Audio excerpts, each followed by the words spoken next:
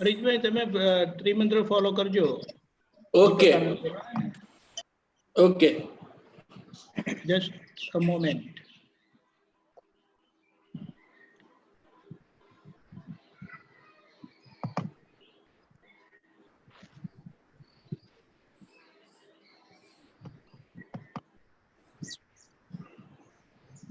જય સચ્ચિદાનંદ. જય સચ્ચિદાનંદ. જય સચ્ચિદાનંદ.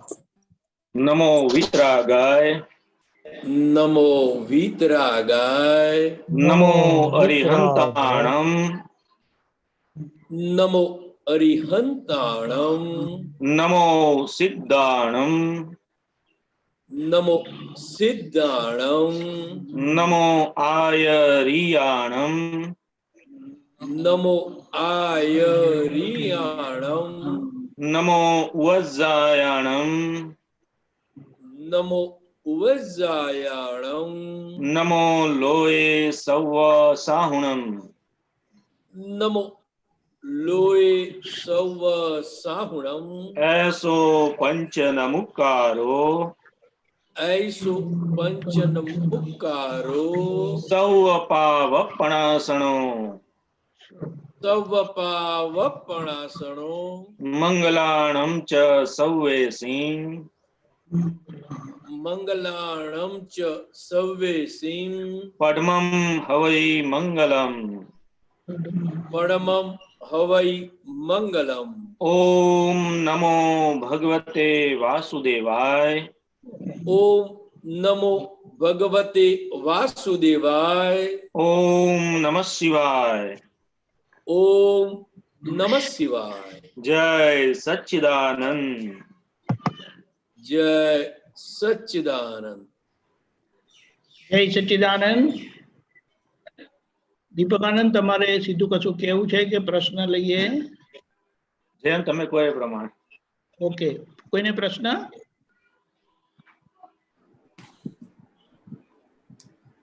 હા, ડોક્ટર બંકિમભાઈ બરોડાથી બોલજો. જય સચ્ચિદાનંદ સાહેબ. જય સચ્ચિદાનંદ. પ્રગટ અનુભવ જ્ઞાન સૂત્રો શ્રેણી 22. આમાં 212 નંબરનું કનુ દાદાનું સૂત્ર છે. જ્ઞાની પુરુષની વાણી એક જ વ્યૂ પોઈન્ટને નિર્દેશ કરનારી ન હોય છતાંય બધા જ વ્યૂ પોઈન્ટોનો એમાં સમાવેશ થયેલો હોય એટ અ ટાઈમ. એ થોડુંક સમજવું હતું એમાં શું સમજવાનું કે બધા જ વ્યૂ પોઈન્ટ એટલે શું કહેવા માંગે છે? બધા જ વ્યૂ પોઈન્ટ એટલે દરેક ધર્મ વાળા એ સમજી શકે. પોતપોતાના વ્યૂ પોઈન્ટ થી જે બેઠેલા છે તો દરેક વ્યૂ પોઈન્ટ ધર્મ પૂરતું વાત લાગુ પડે કે વ્યક્તિ વિશેષ લાગુ પડે, ધર્મ માટે લાગુ પડે. ઓકે, ખ્યાલ આવ્યો? દરેક વ્યૂ પોઈન્ટ, દરેકના વ્યૂ પોઈન્ટ અલગ અલગ છે. બરાબર છે. આજે તમે મારી સામે બેઠા હોય તો મને તમારું એટલું જ દેખાય, બાજુનું કેટલું દેખાય? ના દેખાય. તો કે એટલું ના દેખાય, એટલે પાછળનું તો બિલકુલ ના દેખાય. એટલે જે પોતે જોઈ શકતો હોય એટલું જ એના વ્યૂ પોઈન્ટમાં એટલું જ દેખાશે. ખ્યાલ આવ્યો? જયારે જ્ઞાની પુરુષને કેવું હોય તો કે 360 ડિગ્રી થી બધું જોઈને કહેતા હોય તો કે એને 360 ડિગ્રી નું એટલે સંપૂર્ણ દેખાતું હોય એમને, એનું સમજમાં એટલું ફિટ છે. એટલે એ વ્યૂ પોઈન્ટ થી વાત કરે, સેન્ટર માંથી વાત કરે, એટલે દરેક વ્યૂ પોઈન્ટ વાળા એ વસ્તુ પકડી શકે અને સમજાય એ પ્રમાણે. ઓકે, કારણ કે પોતે સેન્ટરમાં છે. રાઈટ. એટલે સેન્ટર માંથી જે વસ્તુ નીકળે એ એક્ઝેક્ટ એને કામ કરે. કે અમારી વાણી કે આવરણ ભેદી છે. કેવી વાણી કીધી એમને? રાઈટ, આવરણ ભેદી. એટલે કે એને ડાયરેક્ટ એને સમજણ ફિટ થાય છે, એને ડાયરેક્ટ એના આત્માને ટચ કરે. બરાબર. એટલે પોતે બોલવા વાળા નથી પાછા. રાઈટ. પોતે બોલવા વાળા હોય તો અસર ના કરે. બરાબર છે. તો કે ટેપ રેકોર્ડ છે મારી. શું કહેતા હતા? ત્યાં નીકળે છે શું છે? તો કે ટેપ રેકોર્ડ છે. રેકોર્ડમાં મારા પણ હોય? ના હોય. હું બોલું છું એવું હોય? ના હોય. એટલે એને રેકોર્ડ કીધી. બધાની રેકોર્ડ જ છે, પણ અંદર શું છે તો કે હું બોલું છું, હું કેવું બોલ્યો, એ સમજાતું નથી. બરાબર તો કે એ મારાપણું ને હું પણ છે, એટલે હા. ટેપ રેકોર્ડ નથી, ટેપ રેકોર્ડ સ્વરૂપે નથી નીકળતું. સમજાયું? ટેપ રેકર્ડ સ્વરૂપે નીકળે તો છે, પણ એવી સમજણ નથી આવી. એવું ના, ને? એટલે હજુ એ પોતાપણું છે અંદર, મારાપણું છે, હું કેવું બોલું ત્યાં જ છું. હતું. હા, એક્ઝેક્ટ છૂટાપણું નથી આપણને. અચ્છા અચ્છા. એની મીઠાશ લઈએ છીએ આપણે. Right right right. ખ્યાલ આવ્યો? હું કેવું સરસ બોલ્યો. હા, બહુ છે. એટલે અંદર બધું એટલું આખું વણાયેલું છે, પોતાપણું. દરેક રાઈટ. વસ્તુમાં એ રીતે મને મીઠાશ લાગે, કડવું આવે તો કડવાશ લાગે. ઓકે એમ જ્ઞાની પુરુષ ને કડવાશ ને મીઠાશ ના લાગે એમને. ઓકે. ખ્યાલ આવ્યો ને? એટલે દરેક વ્યૂ પોઈન્ટ વાળા એ સમજી શકે છે. જેમ નથી આપણે તીર્થંકર ભગવાનની સમોસરણમાં બધા જીવો પોતપોતાની રીતે સમજી જાય છે ને એમની દેશના, એક્ઝેક્ટલી. હા કારણ કે એ દેશના સ્વરૂપે છે અને દરેક વ્યૂ પોઈન્ટ એ પકડી શકે એમ, કારણ કે સેન્ટરમાં રહીને આખું વસ્તુ નીકળે. નીકળતી હોય. હા, એટલે દરેક વ્યૂ પોઈન્ટ વાળા એ સમજી શકે. એટલી એ વાણીની એટલી મહત્વતા છે એમની. ખ્યાલ આવ્યો ને? બરાબર છે સાહેબ. હા, દરેક વ્યૂ પોઈન્ટ વાળા પકડી શકે ત્યારે જે વાણી એમને કહેવાય શાદવાદ વાણી. તો જ છે આ. હા,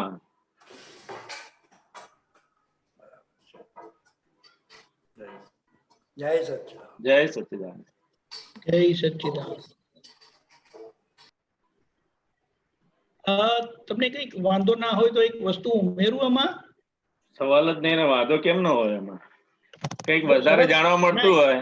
એક બહુ સરસ છે. શ્રીમદ વધારે. રાજચંદ્રજી નું પદ છે, હાજી.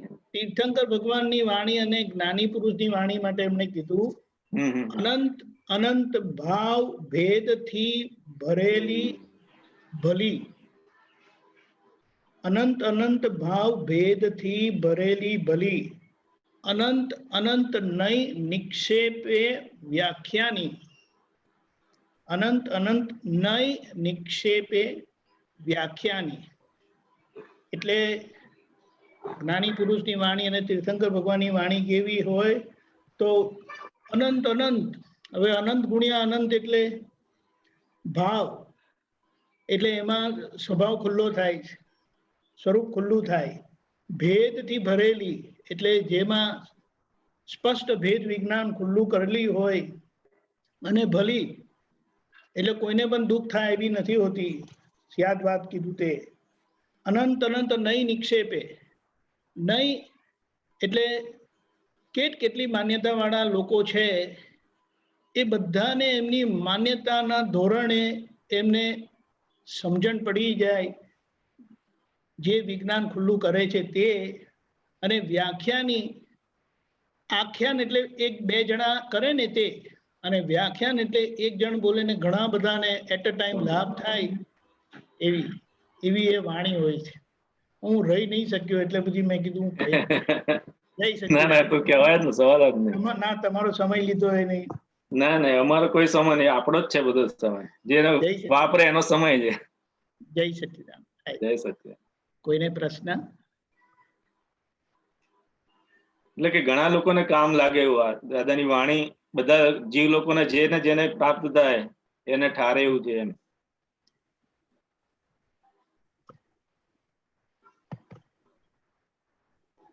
પ્રશ્ન કોઈને?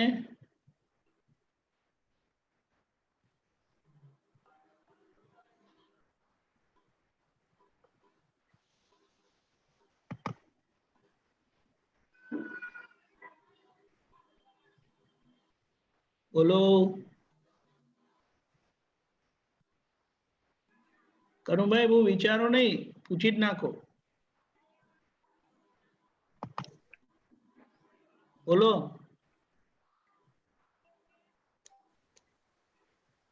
આ તો છે ને, કેટલા દિવસ તમે જય સચ્ચિદાનંદ કહું છું, પણ તમે મારા જોતા નથી, પણ અમારી પડી જાય છે. હા, તમને જોયા જ કરીએ છીએ અમે. જોરથી બોલો એટલે જોવું પડે સામે. મનમાં બોલશો તો કેમનો જોવાશે? બહુ સુંદર સત્સંગ થઈ રહ્યો છે અને અંદર બહુ ફોડ પડી રહ્યા છે. એટલે કહે છે એની અંદર અમારું પણ બધું આવી જાય છે અંદર થોડું થોડું.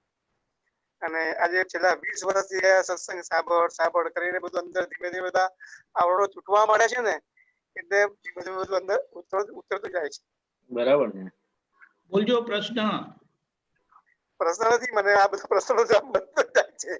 ઓકે ઓકે, જેમને પ્રશ્ન હોય તે પ્લીઝ કહેજો. હા, હરેન્દ્રભાઈ 1 મિનિટ બોલજો.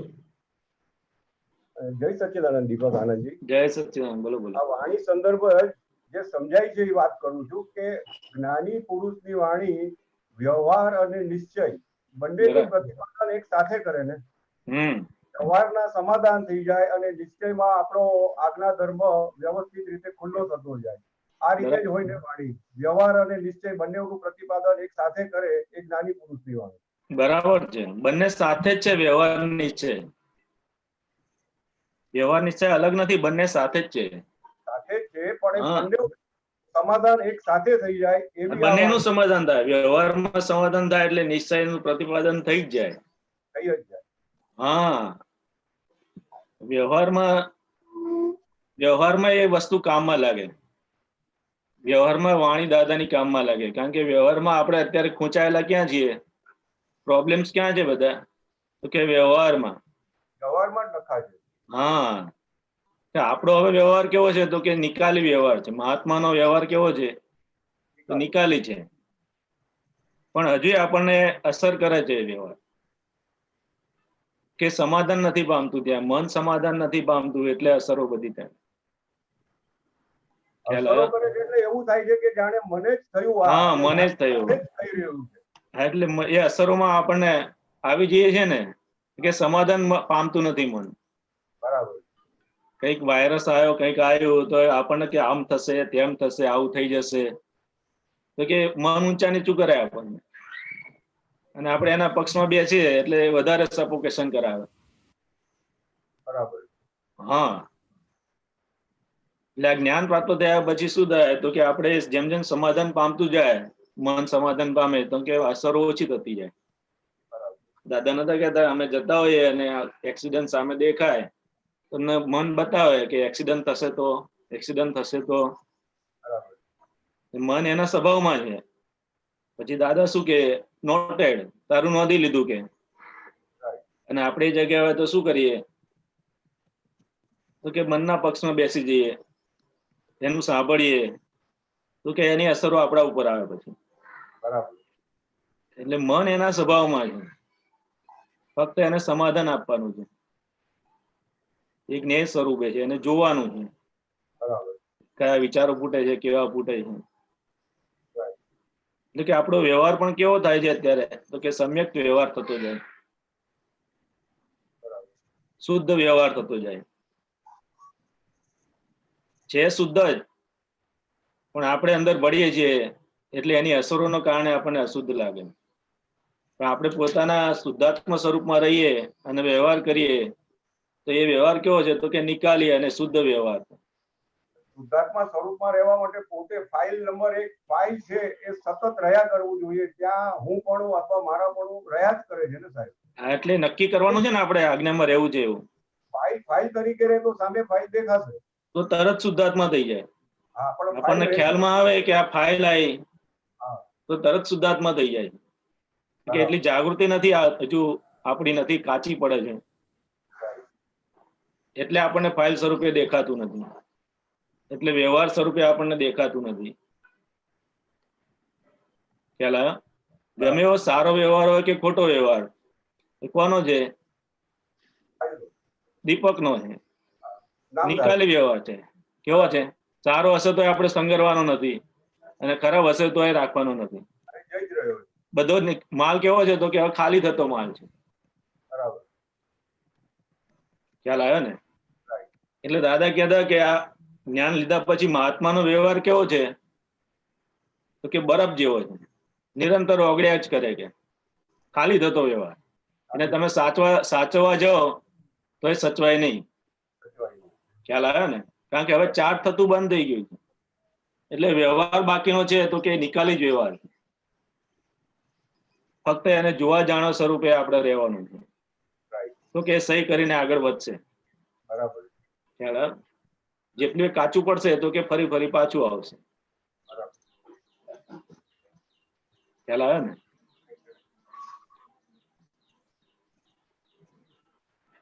આ જ્ઞાન મળ્યા પછી તો બહુ બધું આપણને તો એકદમ હળવાશ લાગે ને. જેમ જેમ આપણને સમજણ પડતી જાય, ફિટ થતું જાય, એમ અહો અહો થતું જ જાય આપણને કે આ શું વસ્તુ આપણને મળી ગઈ છે. કલ્પના ના એવી વસ્તુ આપણને પ્રાપ્ત થઈ ગઈ. ખ્યાલ આવે? પણ આપણો માલ જ આપણને હેરાન કરે છે, બીજું કોઈ હેરાન કરવા વાળું નથી. માલ જ આપણે એવો ભરીને લાયા છીએ ને તો કે એ જ આપણને ઊંચા નીચું કરી રાખે. સ્થિર નથી થવા દેતો. હા, તો કે ગમે એવો માલ છે પણ એ ખાલી કરવાનો છે આપણે. શું કરવાનું? ખાલી જ કરવાનો. હા, એટલે કવિરાજ નું એક મેં હમણાં પદ આવતું હતું ને, એમાં પદમાં એમની કડી હતી મસ્ત. 3 કોથળાને કરવાના ખાલી, કરવાનું કઈ નહીં, દે દોસ્ત તાળી, દે દોસ્ત તાળી. શું કે છે? કરવાનું કઈ નથી. 3 કોથળાને ખાલી કરવાના છે. કયા કોથળાને? મન વચન કાયા. હા, કોથળા કહેવાય ને. કોથળા છે પણ હજી આપણે કોથળા જેવા ગયા નથી. દાદા નતા કહેતા અક્કલ નો કોથળો વેચવા જાય તો બહાર ના આવે. બરાબર છે. છેલ્લી લાઈન શું હતી? કરવાના ખાલી, કરવાનું કઈ નહીં, દે દોસ્ત તાળી. દે દોસ્ત તાળી. દે દોસ્ત તાળી. તાળી. તાળી આપવાની એટલે તાળી આપે એમ. હવે કશું કરવાનું રહ્યું નથી કે હવે. શરદભાઈ પૂછે છે કે તાળી આપવાની એટલે શું? તાળી આપવાનો એટલે આનંદ કરવાનો છે. હવે તો ખાલી થતું છે. ખુશીનો આનંદ. હા, ખુશીનો આનંદ. હવે તો ખાલી થઈ રહ્યું છે કે હવે કશું કરવાનું જ નથી રહ્યું ને. ખુશી વ્યક્ત કરવાનું સાધન.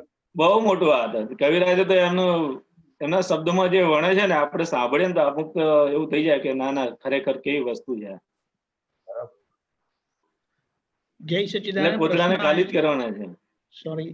એટલે પ્રદીપાનંદજી આપણને પ્રદીપાનંદજી એને ઢોકળું કે છે. દાદા એને કોથળો કે છે, બારદાન. પ્રદીપાનંદજી એને ઢોકળું કે છે. ભાઈ તમે એક પ્રશ્ન લઈ લો, પછી આપણે પ્રદીપાનંદ પાસે જઈશું. હા હા, શ્યોર શ્યોર. 1 મિનિટ. આપણે ક્યાં ગયા? પ્રીતિબેન.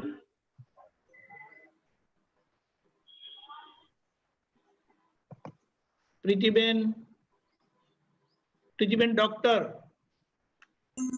હેલો. જય સચ્ચિદાનંદ. જય સચ્ચિદાનંદ. દીપક આનંદજી. બોલો બોલો. અચ્છા, મારે એ પૂછવું હતું કે વાણી એ ટેપ રેકોર્ડર છે, દાદાની વાણી એ ઓરિજિનલ ટેપ રેકોર્ડર કહેવાય, તો એ કઈ રીતે એ સમજાવો. ટેપ રેકોર્ડ એટલે ખાલી થતું છે. બધાની ટેપ રેકોર્ડ જ છે, પણ એમનું શું હતું કે એમને અહંકાર વગરની વાણી છે. અચ્છા. હા, બિલકુલ અહંકાર વગરની વાણી. તો કે હું આ બોલું છું એને જોઉં છું કે મારી વાણી એવું નથી કે એમને મન, વચન અને કાયાનું જે મારા પણ હતું એ નીકળી ગયું. માલિકી ભાવ વગરની વાણી કીધી. માલિકી ભાવ ના રહ્યો, મન ઉપર પણ માલિકી ભાવ ના રહ્યો, વાણી ઉપર પણ માલિકી ભાવ ના રહ્યો, અને આ શરીરનો પણ માલિકી ભાવ ના રહ્યો. તો કે એટલે અમે પોટલા જેવા છીએ. કેવા? પોટલા જેવા. એટલે કે માલિકી ભાવ વગરનું હોય એને કે પોટલું કહેવાય.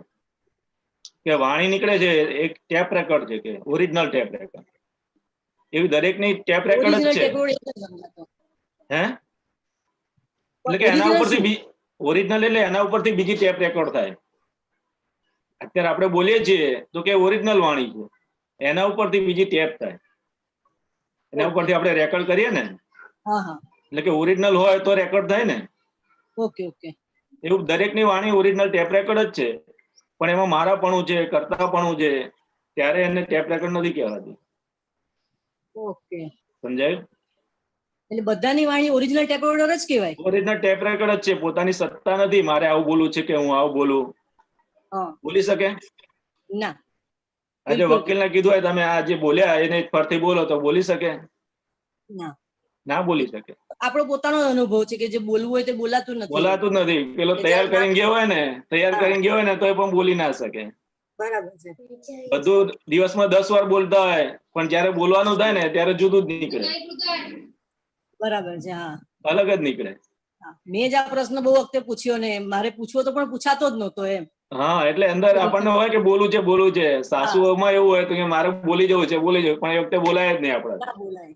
કારણ કે પોતાની સત્તા જ નથી ત્યાં પોતાની. આ તો માનેલું છે આપણે કે હું બોલીએ એટલે કે સારું બોલ્યો, હા, આવું થયું. ના પણ બરાબર. બોલાય કે સત્તામાં નથી પોતાની. એટલે જ્ઞાની પુરુષ ને તો આખું એ છૂટું જ લાગે, એને દેખાય જ આખું કે હું બોલે છે, ટેપ રેકર્ડ બોલે છે, સાંભળનાર શ્રોતા છે, હું એનો જ્ઞાતા દ્રષ્ટા છું. ખ્યાલ આવ્યો કે આવું જય છે. સચ્ચિદાનંદ. જય સચિદાનંદ. જય સચ્ચિદાનંદ. જય સચ્ચિદાનંદ. વૈશાલીબેન બરોડા, બોલજો. આપણે સ્યાદવાદ વાણી બોલવાનો નિશ્ચય કરીએ છીએ છતાં પણ બોલાતી નથી, તો એની પાછળ શું કારણ છે? આપણે નક્કી અત્યારે કર્યું છે અને ભરેલું ગયા જન્મમાં છે. ક્યારે? ગયા જન્મે. હા, એટલે અત્યારે જે બોલાય છે એ આપણે જોવાનું અને એને સાફ કરવાનું. અવળું બોલાય તો એને જોવાનું કે આ મારાથી અવળું બોલાઈ ગયું, ચલો પ્રતિક્રમણ કરો. વૈશાલીબેન પ્રતિક્રમણ કરો, તો કે એની જોડે પ્રતિક્રમણ કરાવવાનું. બરાબર. એના અભિપ્રાય બદલવાના છે આપણે. શું કરવાનું? અભિપ્રાય બદલવાનો. હા, ગમે તે વાણી બોલાય, અવળું દેખાય, અવળું બોલાઈ જાય તો એનું માફી માંગીને ચોખ્ખું કરવાનું છે આપણે, અને નવા અભિપ્રાય બદલવાના છે કે મારાથી સ્યાદવાદ વાણી બોલાય. આપણે 9 કલમમાં નથી બોલતા, 5મી કલમ બોલીએ છીએ ને, કઠોર ભાષા ના બોલાય, તંતેલી ભાષા ના બોલાય, તો કે એના અભિપ્રાય બદલીએ છીએ આપણે. એટલે નવું એવું આવશે આપણું. કેવું આવશે? તો કે સ્યાદવાદ વાળું. અત્યારે કેવું નીકળે છે? તો કે પૂર્વે એવું ભરીને લાયા છે તો કે અત્યારે ખાલી થાય છે. હવે આપણે એના પક્ષમાં નથી બેસવાનું, એ આપણી ચાવી. હવે આપણે વૈશાલી છીએ કે શુદ્ધાત્મા છીએ? શુદ્ધાત્મા. હા, તો આ વૈશાલીનું જે લઈને આવ્યા છીએ તો કે વૈશાલીનું જે નીકળે છે તે આપણે એને જોવાનું છે ને એને કહેવાનું છે અવળું નીકળ્યું તો એને સાફ કર કહીએ. બરાબર ને? અને આ જેટલું 9 કલમની આજે આપણે ભાવના કરીએ ને તો એ આખું નવું રૂપકમાં એવું આવે પછી. એટલે જેટલી જાગૃતિ વધશે ને એટલું અત્યારે પણ આપણને રૂપકમાં આવતું જાય. શું થાય? જેટલી જાગૃતિ વધે ને એટલું આપણને પોતાને જ અંદર ખ્યાલ આવતો જાય. વાણી પછી બંધ થતી જાય, અવળી વાણી બંધ થતી જાય, લોકોને દુઃખ આપે એવી વાણી બંધ થતી જાય, અને લોકોનું કલ્યાણ થાય એવી વાણી પછી ચાલુ થાય. બરાબર. એટલે જેટલી જાગૃતિ આપણી વધારે આપણે બોલીએ છીએ તો આપણને એમ થાય કે આવું નતું બોલવું જોઈતું, એવું થઈ હા, જાય. બસ એ જ રાખવાનું. આપણે એ પક્ષમાં બેસવાનું નથી. હવે સમજાયું ને? હા, જય સચ્ચિદાનંદ. જય સચ્ચિદાનંદ. જય સચ્ચિદાનંદ. દીપકાનંદજી. જય સચ્ચિદાનંદ. પ્રદીપાનંદજી. જય સચ્ચિદાનંદ. જય સચ્ચિદાનંદ. તમારા માટે એક પ્રશ્ન આવ્યો છે. સુરેશ કુમાર જૈન, મદુરાઈ થી, બોલજો. હા, જય સચ્ચિદાનંદ. જય સચ્ચિદાનંદ. जय सच्चिदानंद. दीपकानंद जी, हेलो, 1 मिनट. अभी प्रदीपानंद जी बोलेंगे. सुरेश जी, हाँ हाँ बोलिए. हाँ, जय सच्चिदानंद. जय सच्चिदानंद. हाँ, ये गुणठाना हिंदी में बोलते हैं. गुणठाना 4 से 7 और ज्ञान दर्शन चारित्र का 4 से 7 गुणठाना और 8 से 11 गुणठाना और 12 गुणठाना के बारे में थोड़ा समझ लीजिए. वो तो सब क्रमिक मार्ग में ज्ञानी भगवंतों ने जो कुछ बताया वो सब लिखा हुआ है. अभी इस काल में गुणठाने के हिसाब से चलना हो तो बहुत मुश्किल है, क्योंकि इस काल में मन वचन काया की एकता नहीं है. इसलिए कितना भी कुछ करे तो वो प्रगति नहीं हो सकती है. इसलिए इस काल में अक्रम विज्ञान का प्रागट्य हुआ है. क्या है? और अक्रम विज्ञान का जो प्रागट्य है इसमें हमें जो अगर ये शुद्धात्मा हूँ वो पद मिल जावे, ज्ञानी की बात समझ में आवे, तो फिर उनके ज्ञानी पुरुष की आज्ञा अनुसार हम जो पुरुषार्थ करते रहेंगे तो फिर अपने आप हमारा काम होता जाएगा, क्योंकि क्रम मार्ग में जब मन वचन काया की एकता थी तब ये स्टेप बाय स्टेप प्रोग्रेस होता था, आप समझे ना। लेकिन अभी तो है ही नहीं। अभी आप देखो, ये दादा भगवान की कृपा से शुद्धात्मा पद की प्राप्ति हुई है, फिर भी अनुभव, लक्ष्य और प्रतीति, क्या बताया? अनुभव, लक्ष्य और प्रतीति। प्रतीति में यानी कि मैं शुद्धात्मा हूं, वो निशंक हो गए, फिर भी लक्ष्य वो आता जाता रहता है। वो हिसाब से शुद्धात्मा पद की अनुभूति होती है। इसीलिए ये सब शास्त्रों की बात सही है, क्योंकि ये सब ज्ञानी भगवंतों ने बताया हुआ है। अभी हमें क्या समझना चाहिए? मैं आपकी बात को गुंठाने के बारे में पहले बता दूं कि मैंने इतना अभ्यास नहीं किया है, पहली बात बता दूं। और जो कुछ भी मैंने पढ़ा है, सुना है दादाजी की मुख से वो थोड़ा बहुत मुझे पता है। लेकिन दादा भगवान का एक बहुत शार्प निर्देश था। वो क्या था वो मैं आपको बता दूं, आप बुरा लगे तो मुझे माफ कर देना। नहीं, कोई बुरा नहीं। इसीलिए कि दादाजी सब चीज का जवाब देते भी थे और कई बार कहते भी थे कि हम आज से, इसी क्षण से हम कैसे प्रोग्रेस कर सके, जो मेरी डे टू डे लाइफ में मुझे चिंता नहीं होवे, मुझे कसाय से मैं मुक्त रहूं, मेरी जो कमजोरियां हैं वो मुझे दिखे, उनका मैं प्रतिक्रमण कर सकूं, मेरा खुद का सुख की अनुभूति दिन प्रतिदिन बढ़ती जावे। बाहर कितनी भी तकलीफें हो, लेकिन अंदर का सुख मुझे बढ़ता जाना चाहिए। अगर वो नहीं होता है तो मेरी स्थिरता होनी चाहिए। तो मेरा आपको निवेदन है कि कई चीजें शास्त्रों में लिखी हुई है, बताई हुई है। अगर मैं बोलने जाऊंगा तो सारी गड़बड़ी हो सकती है, क्योंकि इतनी याददाश्त मेरे में नहीं है। और मेरे पास जो कुछ है वो सिर्फ दादा का मॉडल है मेरे पास, क्योंकि मैंने उनको देखा है, मैं उनके पास रहा हुआ हूँ। तो मुझे उन्होंने जो कुछ भी बताया है और उनकी जो कृपा से मैं बता सकूंगा, वो इतना ही है मेरे पास। क्योंकि सुबह उठते ही शाम तक मेरे मन वचन काया से कैसे, किस तरह से जीव को दुख होता है, वो अपने को पूरा उसके पर कैमरा रखने जैसा है। क्योंकि वितराग भगवंतों का मोक्ष मार्ग अहिंसा परमो धर्म है। क्या है? अहिंसा परमो धर्म है। और वितरागों की दूसरी बात है कि जितने जितने हम शास्त्र पढ़ना जरूरी है, उसमें से बहुत सारे मार्गदर्शन मिलते हैं, लेकिन लाइव जो हमारा जीवन है उसको हमें समझना चाहिए कि भाई बिना कारण क्या क्या गलती होती है। किसी को वर्तन देख के उनके प्रति नेगेटिव होता है, कोई एक व्यक्ति दूसरी व्यक्ति से कुछ व्यवहार करता है कर्मों के उदय के अधीन, उस समय हम किसी के पक्ष में पड़ते हैं तो हम पक्षपाती है, और किसके प्रति राग द्वेष होता है। तो दादा भगवान और वितरागों का इतना ही फर्क है कि इस काल में इनकी रीत अलग है। और वितराग भगवान थे तब सतयुग था, अच्छा समय था, तो उस समय जैसा बोलता था वैसा ही कर पाता था और वैसे ही उनकी सोच रहती थी। तो हमें अभी जो इस काल में प्रगति करनी है, तो हमें ये देखना बहुत जरूरी है, ये समझना जरूरी है। तो हम हमारी कमजोरियों को पहचानेंगे, तो कमजोरियों का हम उपाय कर सकेंगे, और उपाय करेंगे तो ही हमारी ये वीकनेस चली जाएगी। आपको थोड़ा बहुत समझ में आया? हाँ, आया है। आपको गुंठाना का अनुभव करना है कि गुंठाना समझना है? तो ज्ञानी पुरुष की वाणी ऐसी होती है, उन्होंने एक ही शब्द बताया ने, वो उनके पर पूरी आराधना करे ना, पूरी जिंदगी उनका काम हो जाता है। तो मेरा आपको निवेदन है कि आपको उसके बारे में कि पुस्तक में लिखा हुआ होगा, लेकिन मेरे पास उनकी समझ पूरी बहुत है नहीं, और है तो मैं पूरा रिप्रेजेंट नहीं कर पाऊंगा।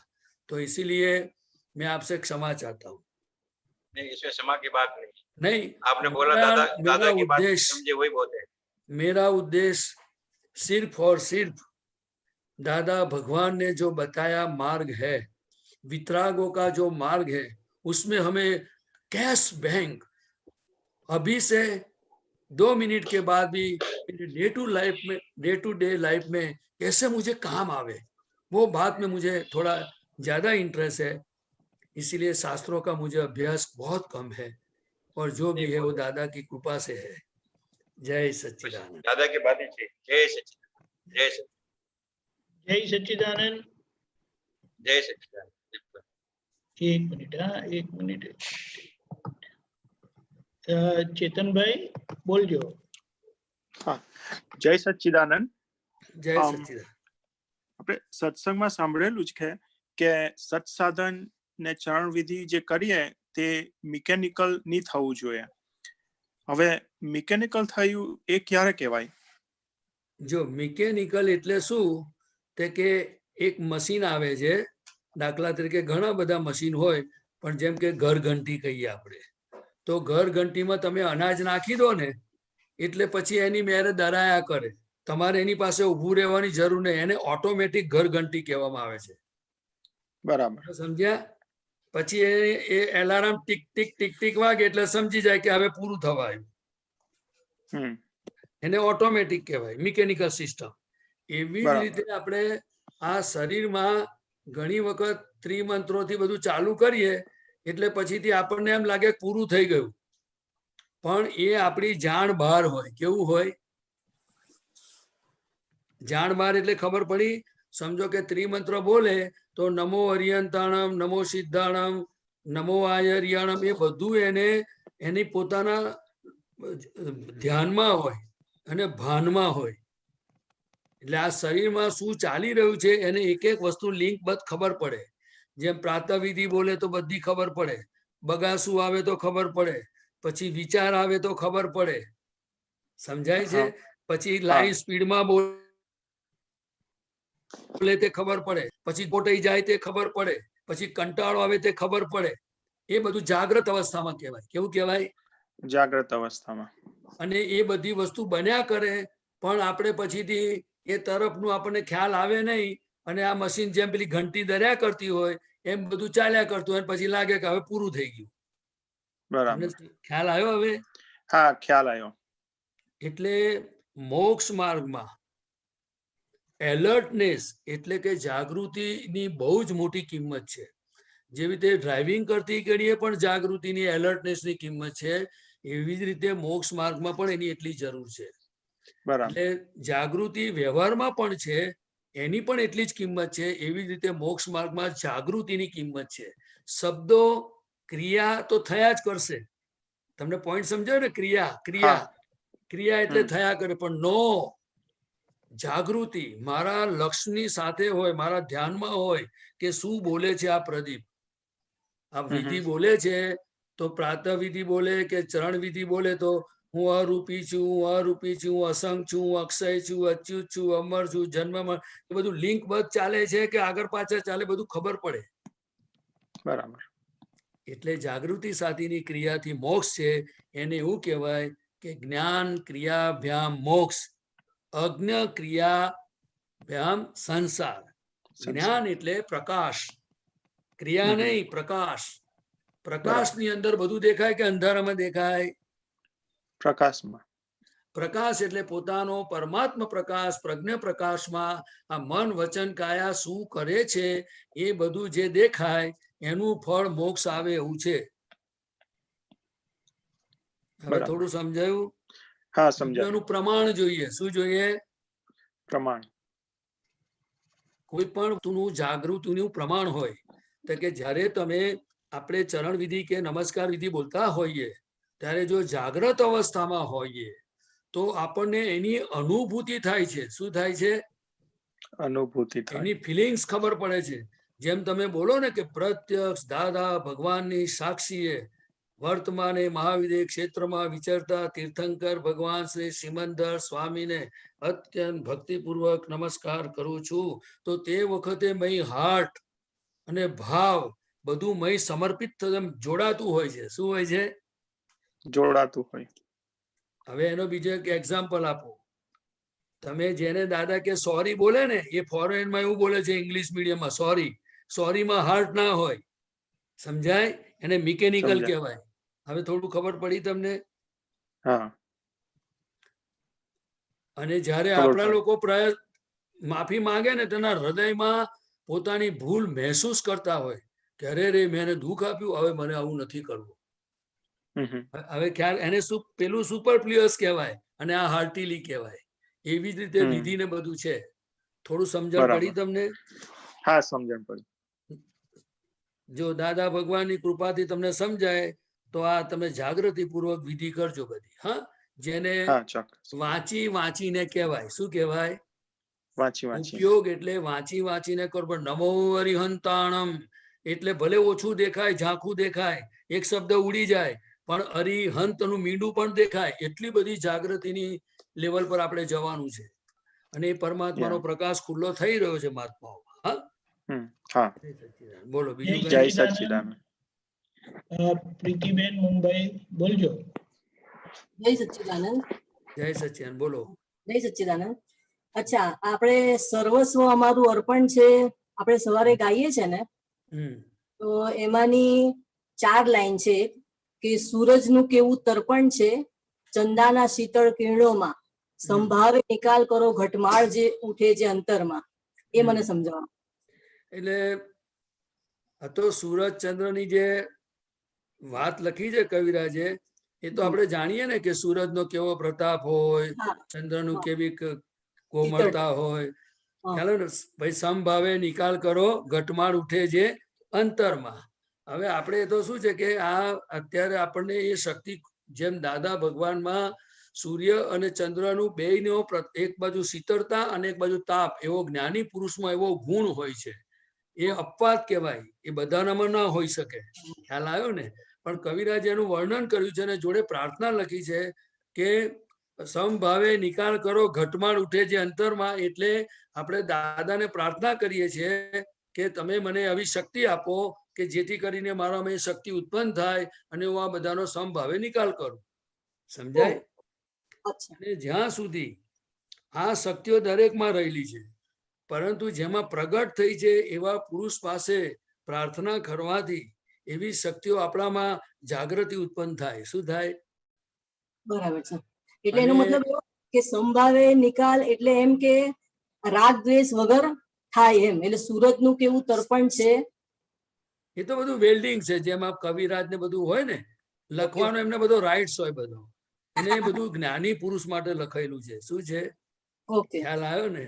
આપણે શબ્દોમાં જવાનું, પણ મૂળ વસ્તુ શું છે તો કે દાદામાં આવા ગુણો એક સાથે 2 પ્રગટ થયેલા હતા. ખ્યાલ આવ્યો? અને આપણામાં એ શક્તિ છે, પણ આવા દાદા ભગવાન આપણને મળ્યા, એમને આપણી પ્રાર્થના કેવી હોય તો કે એમની આજ્ઞામાં નિરંતર રહીએ. અને આપણને બીજું શું હોવું જોઈએ, જે મને લાગે છે કે જો આપણને જ્ઞાની પુરુષ મળ્યા છે, આપણે હવે મોક્ષ માર્ગે જવું છે, તો આપણે ખૂબ એમની પાસે અવકાશ મળે તો પ્રાર્થના, પુરુષાર્થની શક્તિઓ માંગવી જોઈએ. અને પોતાના મન વચન કાયાને ઓબ્ઝર્વ કરતા શીખવું જોઈએ કે દાદા, હું મારા મન વચન કાયાને જુદા જોઈ શકું. અને આ જે તમે કહો છો કે સમભાવે નિકાલ કરવાનો છે, તો મને જ્યારે કોઈ ફાઇલ ઘરમાં ભેગી થાય છે, ત્યારે મને એ રિલેટિવ રિયલ દેખાતું નથી, અથવા તો આ ફાઇલ આવી છે મને હાજર રહેતું નથી. એટલે મને સમભાવે નિકાલ કરવામાં તકલીફ પડે છે. એટલે આપણે જો જ્ઞાની પુરુષ પાસે આવી પ્રાર્થના કરીશું ને કે હજુ આ મારું કાચું પડે છે, તે મને પરફેક્ટ કરી આપો તમે. એટલે આ હું મારું એક અલગ એંગલ છે વિચારવાનો, કે હું દરેક વાતોને છે ને એવી રીતે કોન્સન્ટ્રેટ કરવા માંગુ છું કે દાદા, આ શક્તિ મારામાં ખૂટે છે, તમે મને આપો. બસ. પોઈન્ટ સમજ્યા ને? તમે પોઈન્ટ સમજ્યા ને? કારણ કે મને થોડું ઘણું એમની કૃપાથી એવું સમજાય છે કે આ કળિયુગમાં મને દાદા મળ્યા, એટલે આ પૂઠિયામાં એટલી બધી કચાસો ને નબળાઈઓ પડી છે. હવે કોઈ સમર્થ પુરુષ છે નહીં આજે નબળાઈઓને કાઢનારા. તમને લાગે છે કોઈ હશે એવું? એટલે શું છે કે આપણે એમને પ્રાર્થના કરવાથી આપણું બધું રાગે પડે. એટલે સમભાવે નિકાલ કોને કહેવાય, તે વખતે ફાઇલ હાજર રહી કે નહીં. આજે સમજો કે આપણને અંદર પેટમાં તરસ લાગી તો આપણને યાદ આવે કે મને ફાઇલ ઊભી થઈ, આપણે ભૂલી જઈએ. સાચી રીતે આપણી એ રૂટીન લાઈફ છે, રૂટીનની વસ્તુ છે, રેગ્યુલર બધી. પછી સમજો કે કોઈનો મોબાઈલ પર ફોન આવે, આજે સમજો કે મને જ કહ્યું કે પ્રદીપ આનંદજી તમે, તો મને જ તમે ફાઇલ છો એવું યાદ ના રહ્યું. એટલે આપણને શું છે કે આ દાદાનું જ્ઞાન એટલું બધું ઈઝી છે, પણ આપણને એ રસ્તાનો અભ્યાસ નથી. બરાબર. અને જો આપણે આ રસ્તાનો અભ્યાસ કરીશું બાય હાર્ટ, આપણને રસ છે, આપણે જવું છે, આપણે વાંધો નથી, પરંતુ જ્ઞાનીનું જે કનેક્શન છે ને, જેવી રીતે દાખલા તરીકે આપણે મોબાઈલને ચાર્જ કરવો હોય ને તો પેલા ચાર્જરમાં પેલા એમાં પ્લગમાં નાખવો પડે છે પોઈન્ટ, પેલો પ્લગ નાખવું પડે અને ઓન કરવું પડે. એવી રીતે આપણે છે ને વાયર દાદા જોડે જોઈન્ટ રાખવો પડે એવો છે કે થોડી વાર થાય ને, દાદા મને આજે જો આ પાણી પીતી ઘડે ફાઇલ યાદ ના આવી, જો આજે મને આ મને ભેગા થાય તો ફાઇલ યાદ ના આવી, જો આ મને રિલેટિવ રિયલ ના દેખાય, એમ કરીને છે ને થોડી વાર દાદા જોડે છે ને સચ કોમ્યુનિકેશન કરવું. પછી મને એવું લાગે છે કે એમની કૃપાથી બધું ધીરે ધીરે પાટે ચડી જાય. તમને લાગે છે ચડી જાય? લાગે ચડી જાય. આમાં શું છે, એટલે તમે માફ કરજો કે દાદા ભગવાને બધાને ચેતવેલા કે આ વિપરીત બુદ્ધિથી બહુ ચેતજો. તો કે વિપરીત બુદ્ધિ તમને એટલું બધું આમ ચારે બાજુથી શણગારીને બધું બતાવે ને, મને બતાવે ને હું જ્ઞાનમાં છું, મને હું બતાવે, પણ મારે છે ને બધું હલાઈને ચેક કરવું પડે. એટલે હું દાદા ભગવાનને હંમેશા ફોન થોડી વારે કરું, જેટલી વાર યાદ આવે. દાદા જો આ બધું ગપોટાઈ જાય છે. બરાબર છે. એને 5 આજ્ઞાનો અભ્યાસ ખૂબ કરવા જેવો છે. જેના હાથમાં આજ્ઞા આવી છે એ જો આજ્ઞાની આરાધના કરશે ને તો દાદા પ્રત્યક્ષ થતા જાય એવા છે. કેવા છે? પ્રત્યક્ષ એટલે કે આપણો પોતાનો પરમાત્મા પ્રકાશ એમની કૃપાથી, એમના આશીર્વાદથી, એમના ઈશ્વરથી આપણીમાં ખુલ્લો થતો જશે. જેમ ખુલ્લો થતો જશે પોતાનું સુખ આવતું જશે. ખ્યાલ આવ્યો? એટલે સમભાવે નિકાલની શક્તિ માંગવાની ને પછી તરત ફોન કરવાનો કે આજે મને ફાઇલ યાદ નથી આવી. હા ભગવાન, મારી શક્તિ તમને મેં ફોન કર્યો એટલે પહોંચી કે નથી પહોંચી, તો ફરી વાર કહું છું હવે શક્તિ આપજો મને. એટલે આમ કરતું જ્ઞાની પુરુષનો છેડો નહીં છોડવાનો. તો મારા શબ્દો કરતા એમની કૃપાથી તમને વિશેષ સમજાશે. કામ લાગે એવું છે? કઈ બહુ કામ લાગે એવું છે. આ ટાઈમમાં તો ખાસ કામ લાગે એવું છે. હા બહુ કામ લાગે. હવે બીજું એક હતું, એમાં જ છે કે જીવન ભલે એક દર્શન હો પણ આત્મ શાશ્વત દર્પણ છે. એટલે જીવન ભલે એક દર્શન હો એટલે શું કહેવા માંગે છે? પણ આત્મ શાશ્વત દર્પણ છે. જેવી રીતે મિરર આગળ આપણે દેખાઈએ ને, આપણો ફોટો દેખાય ને, એટલે દર્પણ એટલે અરીસો. શું કહેવાય? દર્પણ એટલે અરીસો.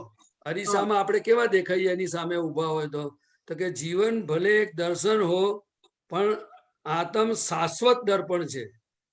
ખ્યાલ આવ્યો? એવું છે ને ભાઈ? ઉભા રહો. જીવન ભલે એક દર્શન હો પણ આત્મ શાશ્વત દર્પણ છે. હા, એટલે આત્મ શાશ્વત એટલે આત્મા એકલું જ પરમેનન્ટ વસ્તુ છે અને એની અંદર આ પ્રકૃતિ બધી એમાં ઓળખાય એવી છે, ઝળકે એવી છે, દેખાય એવી છે. શું છે? પણ મારું જીવન કેવું હો, પછી લખે છે કે વ્યવહાર ભલે હો કોટી સંગ. એટલે વ્યવહાર કોનો? આત્માનો ના હોય, પણ આત્માની હાજરીથી આ મન વચન કાયાનો વ્યવહાર જેની પણ જોડે થાય તો કે પણ નિશ્ચય કેવળ ભગવાનમાં. એટલે કે હું શુદ્ધાત્મા છું એ એનો નિશ્ચય જાય નહીં અને જોડે જોડે સામેનામાં પણ શુદ્ધાત્મા દેખાય. આ મારી સમજણથી મેં તમને કહ્યું. હવે થોડી વાત ગળે ઉતરી? ના, પણ હું શું પૂછું કે જીવન ભલે એક દર્શન હો એટલે શું? આ જીવન દર્શન એટલે આ બધા આપણે જોઈ શકીએ અને લોકો જોઈ શકે. આપણે પેલું જ્ઞાન દર્શન ચારિત્ર ની વાત નથી આમાં.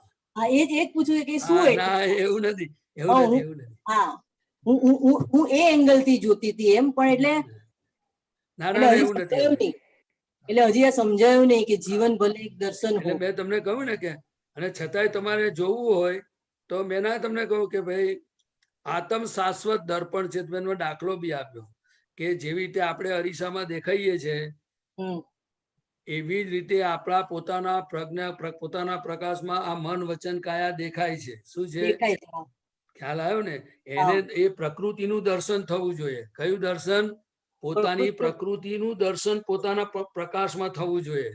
કે આ પ્રદીપ કેવો છે, બોલે છે કેવું, ચાલે છે કેવો, એને શું ગમે છે, શું નથી ગમતું, કઈ એડજસ્ટમેન્ટ લે છે, કેમ લે છે, ક્રોધમાન માં લોક કેટલા છે, એના બધા દર્શન મહી થવું જોઈએ. ઓકે ઓકે, બરાબર બરાબર, હવે સમજણ પડી. એમ પોતાની પ્રકૃતિનું દર્શન થવું જોઈએ ને. આપણે લોકોના દર્શન કઈ કરવાના છે? ના, નથી કરવાનું. ઓકે, સમજણ પડી. અને અમે હા બોલો બોલો. એટલે શું છે? દર્શન, જ્ઞાન, ચારિત્ર ને તપ. એટલે આ બધું કેવું છે કે જેમ જેમ આ પ્રકૃતિ ઓળખાતી જાય એમ પોતાનો પ્રકાશ વધતો જાય, પછી આખું પૂતગલનો જ્ઞાન સ્વરૂપ અનુભવ થતો જાય અને એ પ્રમાણે ચોખ્ખું થતું જાય, એટલે ચારિત્ર ઉભું થતું જાય. શું થતું જાય? જોડે જોડે તપ થતું જાય. આખું એનું એક સિસ્ટમ છે એની. તમને સમજાય છે કે પછી દાખલો આપવો પડશે? દાખલો આપો. હા, હવે જો, હવે દાખલા તરીકે પ્રદીપને કોઈ ના ગમતી વ્યક્તિ હોય અને સમજો એને ભેગી થઈ, બરાબર? એટલે હું શુદ્ધાત્મા છું. એટલે હું શુદ્ધાત્મા તરીકે છે ને અંદર ઊભું થાય કે આ એને જોઈને જે પરિણામો ઊભા થાય એનું પહેલા દર્શન થાય. શું થાય? પછી એની અંદર જુએ કે ભાઈ એને કેમ ના ગમતું થયું, તને શું હતું તો તને ના ગમતું થયું છે, આ શેના આધારે છે? તો પછી એને આખું પ્રતિક્રમણ કરે, આ કરે, એટલે આખું એક જ્ઞાન અંદર ખુલ્લું થતું જાય. અને જેમ ચોખ્ખું થતું જાય એમ બહારનું ચારિત્ર પછી બધું ધીરે ધીરે પરફેક્ટ થતું જાય. શું થતું જાય? પણ ત્યાં એ ઇન બિટવીન તપ હોય. શું હોય? ઇન બિટવીન તપ કહેવાય. તપ એટલે એક બાજુ બુદ્ધિ વકીલાત કરે, ના પણ આવું તો હોય જ નહીં, અને આ બાજુ પ્રજ્ઞા કે ના આમ જ છે, વ્યવસ્થિત શક્તિ જ કરતા છે. કેમ તમને આવું લાગે? આ વસ્તુનો અનુભવ છે ને હમણાં થાય છે થોડો થોડો.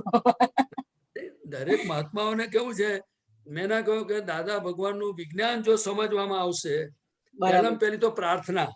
કારણ કે જે આ લાઈનના માસ્ટર હોય ને એને પ્રાર્થના કરવી પડે. પછી આપણે આપણી રીતે કરવા જઈએ ને બધું કે હું 4 ચોપડી વાંચી પરફેક્ટ થઈ ગયો છું, તો પછી એ શબ્દની શાબ્દિક રીતે જ્ઞાન ખોટું ના હોઈ શકે, પણ અનુભૂતિમાં એ કામ ના લાગે. ટેસ્ટેડ થવું જોઈએ. કેવું થવું જોઈએ? એટલે તમને તપ ખબર પડી ને કે પ્રજ્ઞાન અજ્ઞાનું એવું આ બધું અંદર જ્ઞાન દર્શન નું બધું આવું હોય છે. આ તમને અંદર ની વાત કરી, પ્રકૃતિ જોડેની. ખ્યાલ આવ્યો? તો બધાને થાય વ્યવહારમાં. મહાત્માઓને બધાને તપ જ આવ્યું છે હવે. કારણ કે તો જ કેરીઓ પાકશે ને બરી. કારણ કે હંમેશા કોઈ દાડો એસી માં કેરીઓ ના પાકે, એને તો બધા પરાર નાખવું પડે. અને ગરમી થાય ને તારે જે કેરીઓ પાકે પછી જ રસ મીઠો લાગે. જય સચ્ચિદાનંદ. બોલો દીપક આનંદજી. બેન કોઈ પ્રશ્ન છે? ના. ઓકે, બંકિમભાઈ ધોળકિયા, મુંબઈ, બોલજો. જય સચ્ચિદાનંદ. પ્રદીપ આનંદજી સાહેબ બોલો. સચ્ચિદાનંદ, પ્રણામ, વંદન. જય સચ્ચિદાનંદ. 2-3 દિવસ પહેલા પદોનો પ્રોગ્રામ રાખેલો, એમાં એક પદ ગવાયું હતું, દાદા ભગવાન આપ અમારા અંતિમ તારણહાર. એની 2 લાઈનો આપશ્રી પાસેથી મારે સમજવી છે. દુનિયાના કાનૂન તોડ્યાથી બમતા ગુનેગાર, દુનિયાના કાનૂન તોડ્યાથી બમતા ગુનેગાર, મોક્ષાર્થે સિદ્ધ કાનૂન મૂળભૂત, મોક્ષાર્થે સિદ્ધ કાનૂન મૂળભૂત દાદાને સંભાળ. તો આમાં દુનિયાના કાનૂન એ શું છે, સિદ્ધ કાનૂન એ શું છે, એ બધી 2 વચ્ચે તફાવત શું છે, એના પર થોડો પ્રકાશ નાખો. હવે જો મોક્ષના અર્થ માટે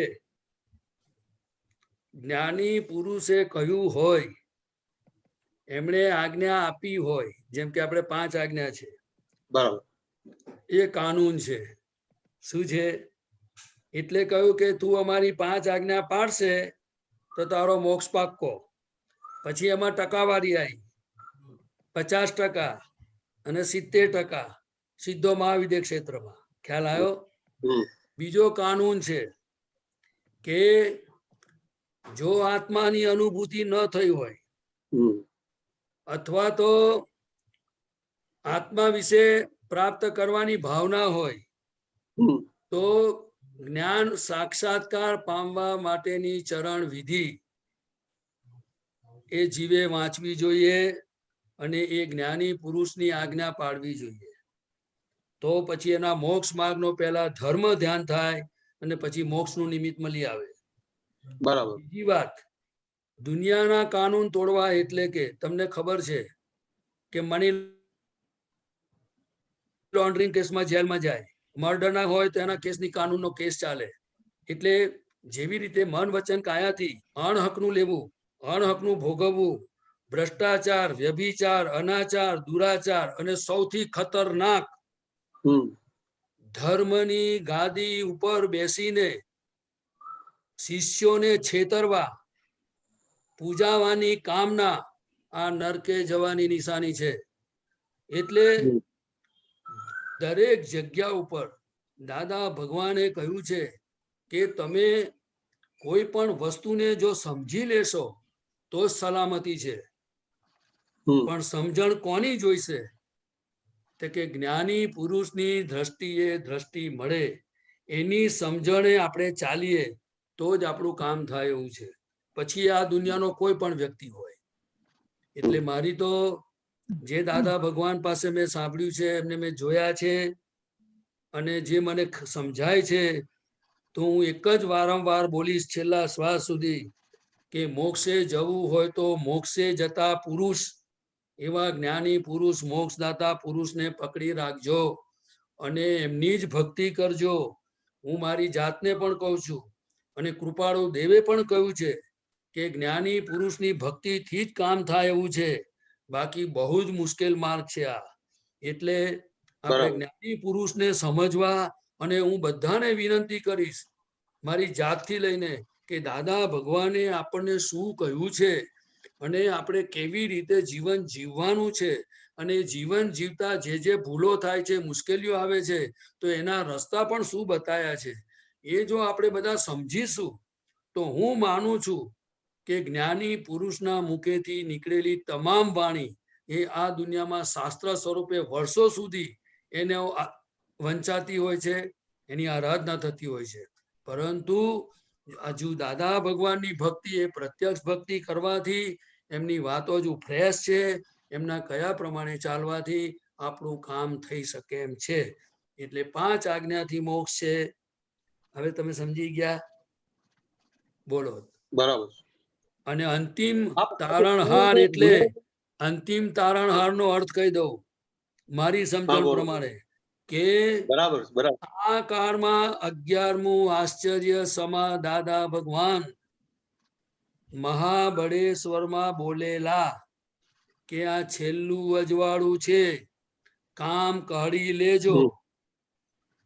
એટલે આપણને બુદ્ધિથી સમજી શકાય એવું છે કે આ કાળમાં 11મા આશ્ચર્યથી 12મું થવાનું નથી કોઈ. એટલે જે છે એનો પૂરેપૂરો લાભ લઈ અને આપણે આપણું કામ કાઢવા જેવું છે. બોલો. બરાબર. અદ્ભુત. આજે બધા આપણે નક્કી કરીએ.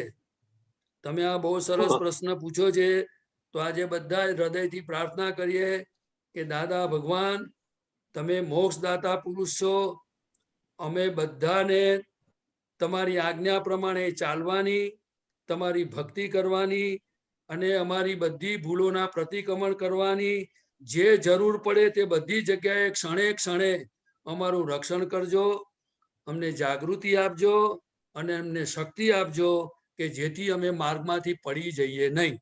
જય સચ્ચિદાનંદ. જય સચ્ચિદાનંદ. જય સચ્ચિદાનંદ. ચાલશે ને આટલું? ખૂબ ખૂબ આભાર. આપતો પુત્ર આજે એટલી સરસ પ્રાર્થના કરાવી છે કે અમે આ પ્રાર્થનાના પગલે પગલે ચાલીએ અને સાચા માર્ગ પર, મોક્ષ માર્ગ પર આગળ પ્રગતિ કરીએ. ના, માર્ગ સાચો જ છે, પણ કાચા નથી પડવું હવે એમ. ના એમ નહીં, મેં તમે જે આજે પ્રાર્થના કરાવી ને આજે આપના નિમિત્તે, આપતા પુત્રના નિમિત્તે પ્રાર્થના થવી એક બહુ મોટી વાત છે. એટલા માટે ખરેખર અમે ધન્ય થયા છીએ. ના ના, તે તો દાદાની કૃપા જ છે. જય સચ્ચિદાનંદ. બોલો. વૈશાલીબેન બરોડા, બોલજો. દાદાજીએ કીધું છે કે પ્રાપ્ત મન વચન કયાથી આ જગતના કોઈ પણ જીવને કિંચિત માત્ર પણ દુઃખ ન હો. આપણે અંદરથી નિશ્ચય તો કરીએ છીએ, બોલીએ પણ છે, પણ ઇનડાયરેક્ટ તો આપણે દોષિત જોઈએ જ જઈએ છીએ. તો એમાંથી કેવી રીતે નીકળવું? જો પહેલામાં પહેલા કે જે માલ આપણે ભરીને લાયા છે બધો, એ જ્ઞાની પુરુષને પૂછ્યા વગરનો માલ છે. એટલે બધો માલ આપણને સારો ભલે લાગતો હોય અને સાચો લાગતો હોય, પણ મોક્ષ માર્ગે એ ગાર્બેજ છે. કેવું છે? એટલે આ દાદા મળ્યા છે એટલે બધો માલ એમના ચરણોમાં ઠાલવી દેવાનો અને ટૂંકમાં કહી દેવાનું, ભગવાન કોઈ બરકત નથી મારામાં, પણ છતાં હું બરકત વાળો છું માનીને જીવું છું. એટલે મારા પર કૃપા કરો કે મને મારી ભૂલો દેખાય અને મને શક્તિ આપો, હું પુરુષાર્થ કરી શકું. નહીં તો તમે મને ચોખ્ખો કરો. શું કહેવાનું? તમે મને ચોખ્ખો કરો અને તમે જે જરૂર પડે તે શક્તિ આપો, મારે હવે કશું જોઈતું નથી. એવું કહેજો. હા, એવું કહીએ પણ છે, આપણે બોલીએ જ છીએ ને કે બોલવાનું નથી, બોલવાનું નથી. તમે ડોક્ટર પાસે દવા લેવા જાઓ તો કેવી રીતે જાઓ? હાર્ટીલી બોલો કે ખાલી મોઢે બોલો? હાર્ટીલી બોલવું પડશે. એવા ડોક્ટર ની પાસે બીમાર થઈને જાઓ ને, એવી રીતે બીમાર થઈને ગયા છે ભગવાન પાસે. તમારે તપાસ કરવાની. એ આ વ્યક્તિગત મામલો છે. ભગવાન પાસે અપટુડેટ કપડા પહેરીને જવાનું, એની ના નથી કહેતો હું, એ તો વ્યવહાર છે. પણ હૃદયમાં શું છે એ પોતાને તપાસ કરવાની. તો ભગવાન ના સાંભળે ને તને ભગવાન ના કહેવાય. જે હૃદયથી પ્રાર્થના કરે ને એને હાજર થવું પડે.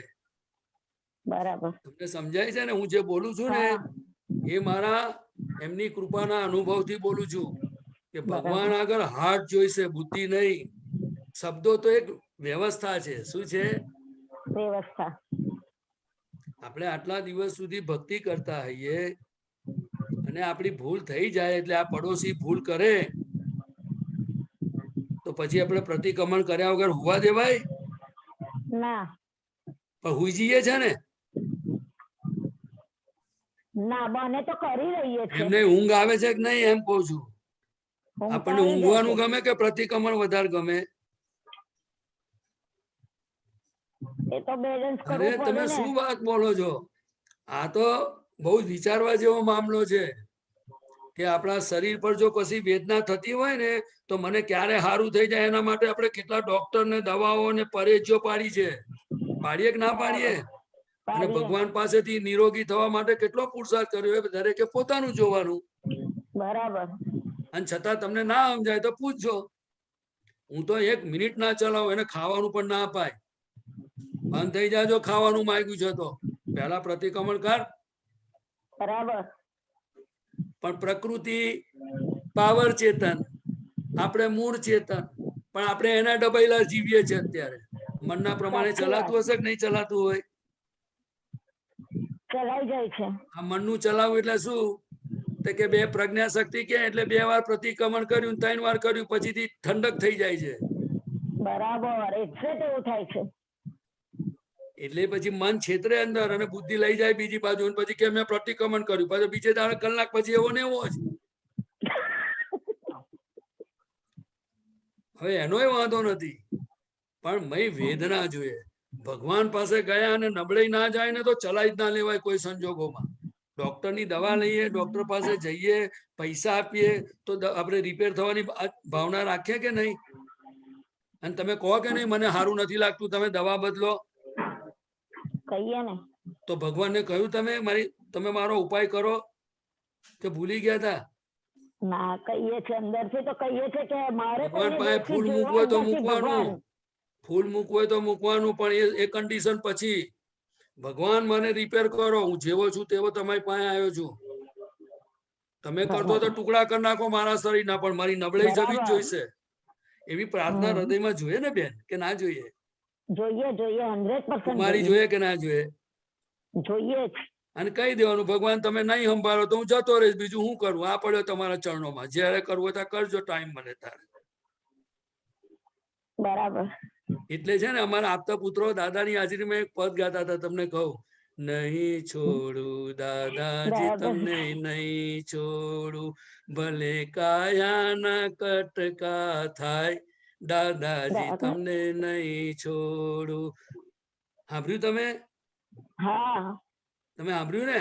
એટલે આવી કુમારી પૂર્વક ભગવાનની પાસે જવાનું. ભલે મારું જે થવું હોય, હવે તમે મળ્યા, તમને છોડું નહીં આવે તો. બરાબર.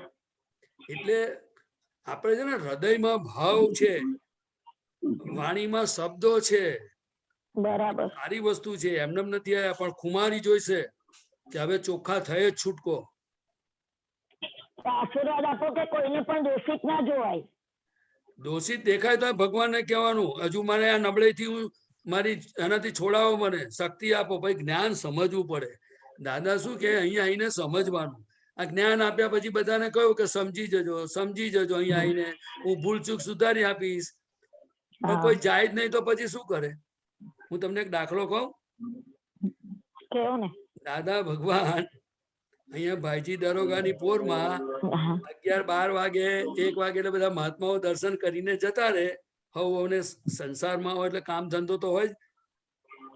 પછી બપોરે અમે જોઈએ ને તો દાદા એકલા હોય અને આપતા પુત્રો હોય 2, 4, 6, રવિવાર હોય તો વધારે વસ્તી હોય અમારી.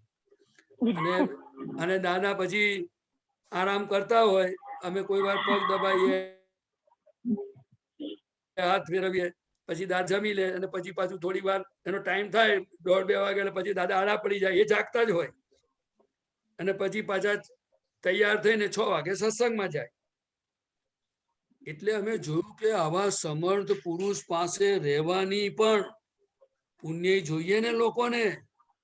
બરાબર. આ કઈ લાડવા ખાવાના કે મોક્ષ માર્ગ હાથમાં આવી જાય.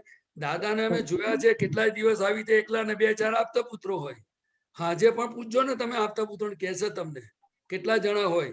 8 વાગ્યા પછી બધા પોતપોતાના ઘેર, એ માર 5 આપતા પુત્રો 7 આપતા બેઠા હોય એમની જોડે, અને દાદા એમની અમારી જોડે વાતો કરે, સત્સંગ ચાલે.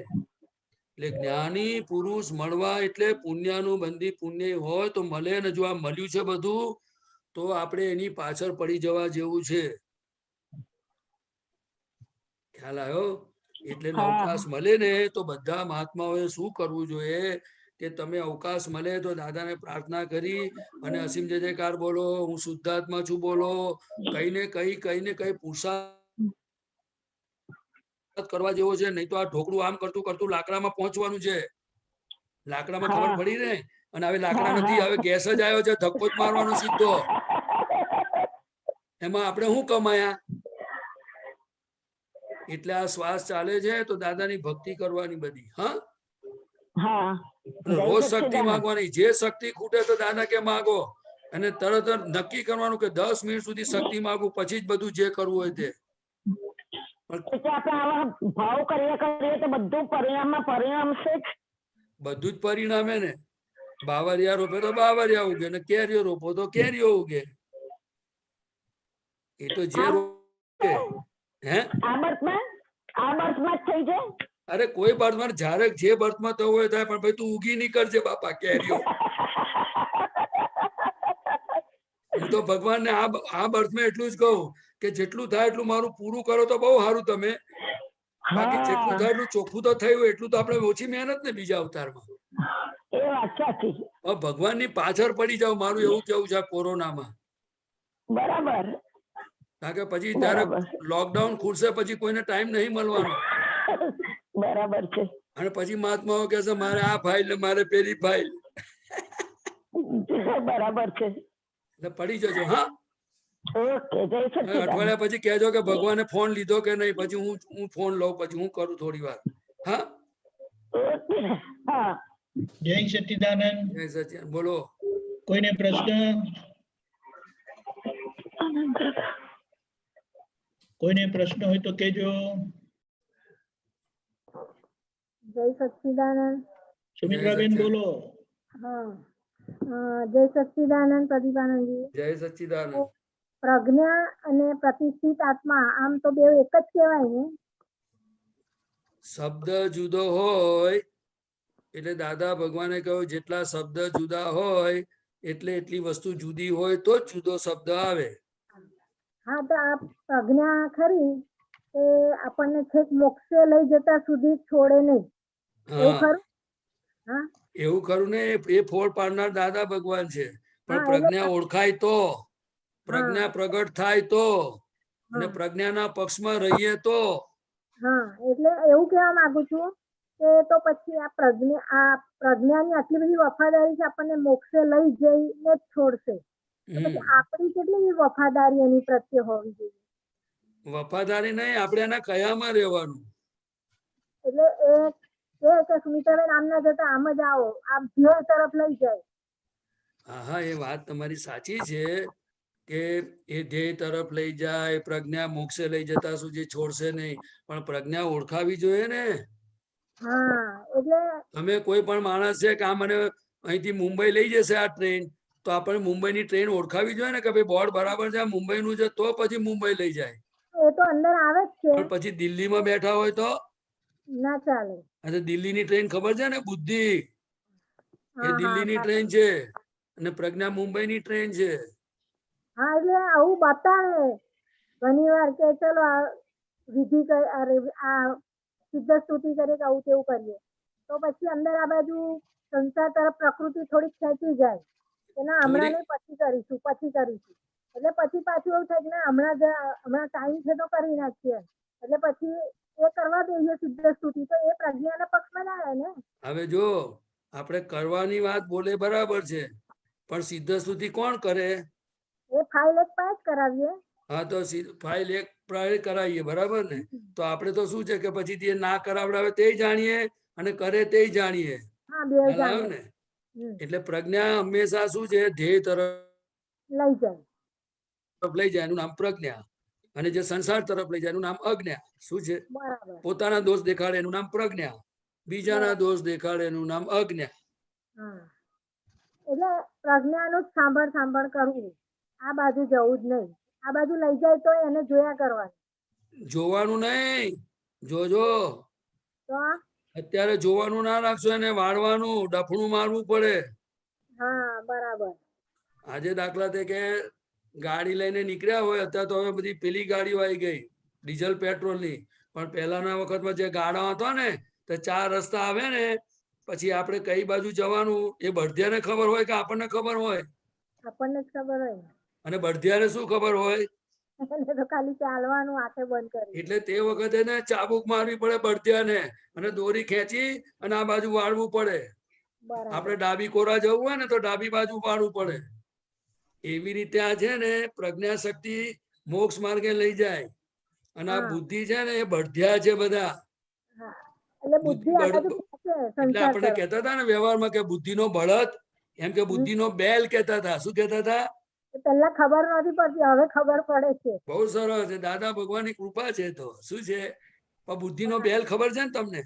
હા, પહેલા તો નહોતી ખબર પડતી કે આવું કેમ કે છે. હવે ખબર પડે છે કે આ બધું આવું છે. નહીં તો આ ભગવાન આપણને બહુ મજાના મળ્યા છે. એટલે બધું છે ને આપણી ભાષામાં તરત જ્ઞાન બોલે ને તો સમજાઈ જાય આપણને. એટલે પ્રજ્ઞાના પક્ષમાં રહેવું. શું રહેવું?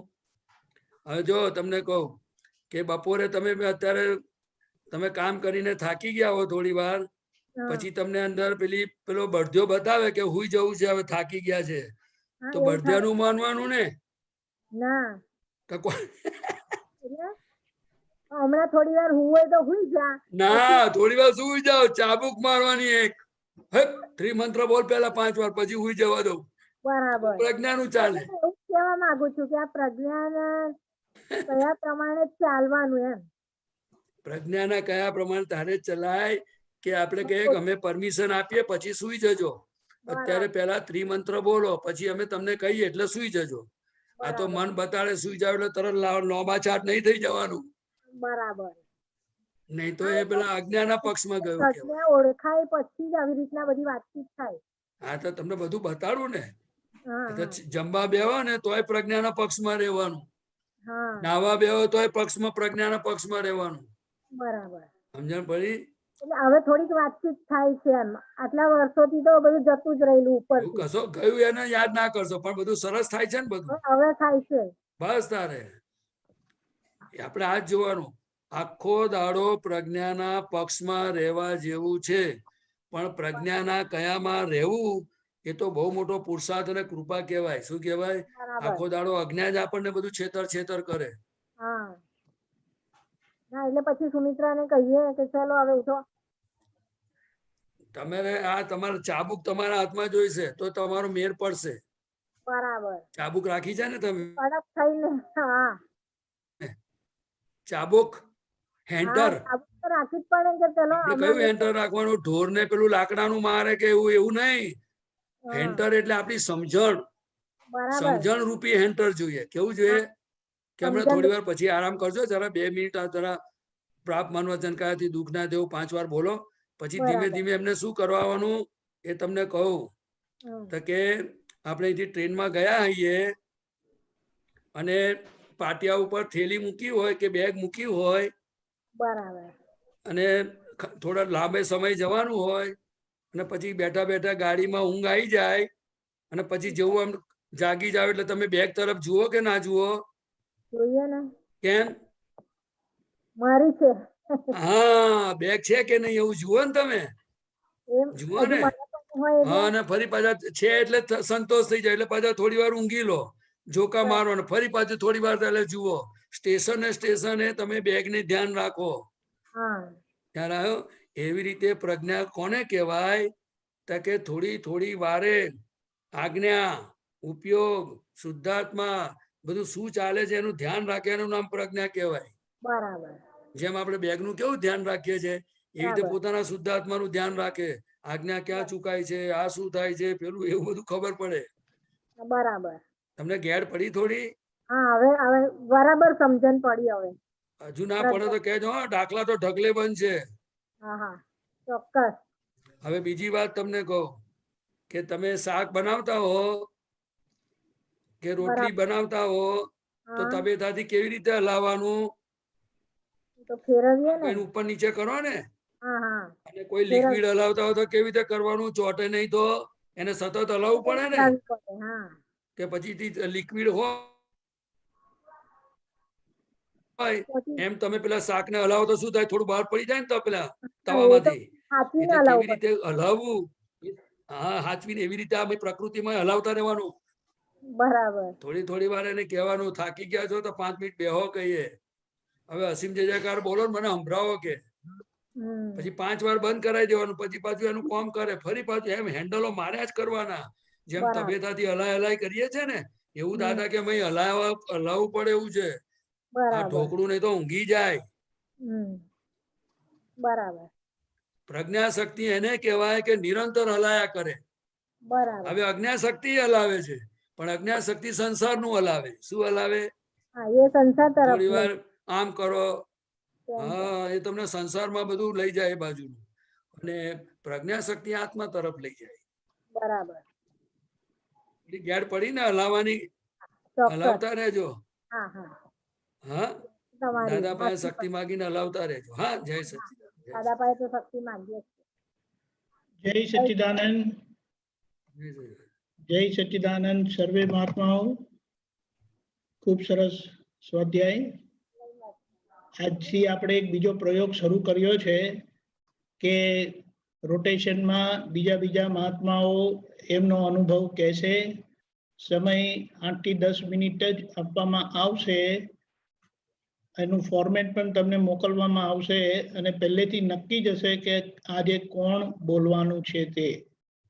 એક જણાનો અનુભવ લઈશું આપણે. એટલે આપણને જેમ કવિરાજના પદમાં આવ્યું છે કે જ્ઞાનીના આશ્રિતને શોધો, અનુભવ તેનો જાણી જોજો, નિજ સ્વરૂપના લક્ષક પાસે આત્મા સ્વરૂપને ઠરતું જોજો. એટલે કેવી રીતે મહાત્માઓ દાદાના જ્ઞાનથી ઠરીને જીવે છે અને આપણને જીવવાનો રસ્તો બતાડે છે. કારણ કે અનુભવ બોલવાનો નથી હોતો, એ તો સહેજે નીકળી જાય છે, પણ એની રૂપરેખા થોડી મોકલીશું, એ પ્રમાણે કરજો. આજે આપણને લાભ આપશે હરીશભાઈ પટેલ, બરોડાના છે. હવે સુકાન એમને સોંપીએ છીએ. જય સચ્ચિદાનંદ. હરીશભાઈ, 1 મિનિટ, તમારું અનમ્યુટ. ઓકે, સંભળાય છે? જય સચ્ચિદાનંદ. પરફેક્ટ. Okay okay. સર્વ મહાત્માઓને હરીશ પટેલના જય સચ્ચિદાનંદ. વડોદરાથી વાત કરું છું. 94માં મુંબઈથી વડોદરા શિફ્ટ થયેલો છું. Born and brought up. Mumbai Dada Bhagwan વિતરાગ પરમાત્મા આપતા પુત્ર શ્રી નિમિષાનંદજીના પિતાશ્રી નિમિત્તે મુંબઈમાં મળેલા. ત્યાં જ જ્ઞાન લીધેલું અને ત્યાં જ બધા આપતા પુત્ર સાથે ધીરે ધીરે કોન્ટેક્ટમાં આવેલા. નિમિષભાઈ પરેશભાઈ ચાઇલ્ડહુડના ફ્રેન્ડ અને નેબર હતા. દીપક આનંદજી, પુલીના આનંદજી પછી આવવા લાગ્યા કોન્ટેક્ટમાં લીધે. અનુભવમાં તો દાદા ભગવાનને કહું ને, આજે 35-36 વર્ષનો અનુભવ, શું કેવું ન શું કેવું, આવી રીતના બહુ જ મુશ્કેલ છે. છતાં પણ જે જ્ઞાન લીધું 84માં ચીમન કાકાને ત્યાં પેડર રોડ, અને પછી નિમિષભાઈ પરેશભાઈ ને બધા આપતા પુત્રોને નિમિત્તે જે રાતના દાદા ભગવાન પાસે એ લોકોનું રાતના પર્સનલ ઓપરેશન થાય કે વિધિ થાય કે સત્સંગની ગોઠવણી થાય, પત્યા પછી એમાં કુદરતી રીતે હરીશ પટેલનો બહુ જ લાભ મળ્યો છે. અને દાદા ભગવાનની અસીમ કૃપા છે કે ક્યારે પણ એને એ વખતે રૂમમાંથી બહાર કાઢ્યો નથી. Normally nobody was being allowed on that time. એમાંના 2-3 અનુભવ જે જિંદગીભર મને બહુ જ કામ લાગ્યા છે. દાદા 85-86ની વાત છે, પ્લસ માઇનસ હશે. પેડર રોડમાં દાદા ભગવાન ના રાતના 9:30 વાગ્યાની આસપાસ આડા પડેલા. એક પગ હું દબાવતો હતો, એક પગ બીજા આપતા પુત્ર દબાવતા હતા. નામમાં પડવું નથી. દાદાજી ધીરેથી ઉભા થયા અને બીજા 2-3 આપતા પુત્ર ત્યાં હતા. બધા આપતા પુત્ર સામે જોઈને કીધું, તમને શું લાગે છે, અમારી સેવા કરવાથી મોક્ષ મળશે? તો દાદા બહુ કડક મૂડમાં હતા. Nobody food reply on that time as per my memory. પછી દાદાજી પોતે જ મોઢું હલાવે છે કે ના. તો બધા સ્તબ્ધ થઈ ગયા. વિતરાગ પરમાત્મા 14 લોકના નાથ જેવી જેની જેવી સમજણ હતી, 22, 25, 27, 28 વર્ષની, ત્યારે પણ આપતા પુત્રોની ઉંમર હતી. મારી પણ 22, 23 વર્ષની ઉંમર હતી. પછી દાદા ભગવાને કીધું, જગત હિસાબ માંગશે. એક પણ પરમાણુનો હિસાબ બાકી હશે તો તમને ત્યાં પેસવા દેવામાં આવશે નહીં. ત્યાં હવે અમારી પણ ચિઠ્ઠી નહીં ચાલે. વિઝા આપી દીધા છે, પણ હવે અમારી પણ ચિઠ્ઠી નહીં ચાલે. ત્યારે જે પણ શબ્દમાં દાદા ભગવાને વાત કરી, ત્યાંની જે સમજણ હતી, પણ ધીરે ધીરે ધીરે લાઈફમાં પ્રેક્ટિકલિટી આવવા લાગી. એટલે ખબર પડી કે એક પણ પરમાણુનો હિસાબ કોઈ પણ પ્રકારે કોઈ પણ ફાઇલ જોડે કંઈ પણ બાકી છે તો આપણને એન્ટ્રી નથી. વિઝા મળી ગયા પછી જો આપણે યુએસ જતા હોઈએ અને ઇમિગ્રેશન ડિપાર્ટમેન્ટ વાળા પાછા મોકલે તો આપણા જેવા મહામૂર્ખા કોઈ નહીં. એવી સમજણ 86માં ફિટ થઈ ગઈ કે ભગવાને વિઝા આપ્યા છે, મોક્ષના દરવાજેથી પાછા આવશું તો શું થશે.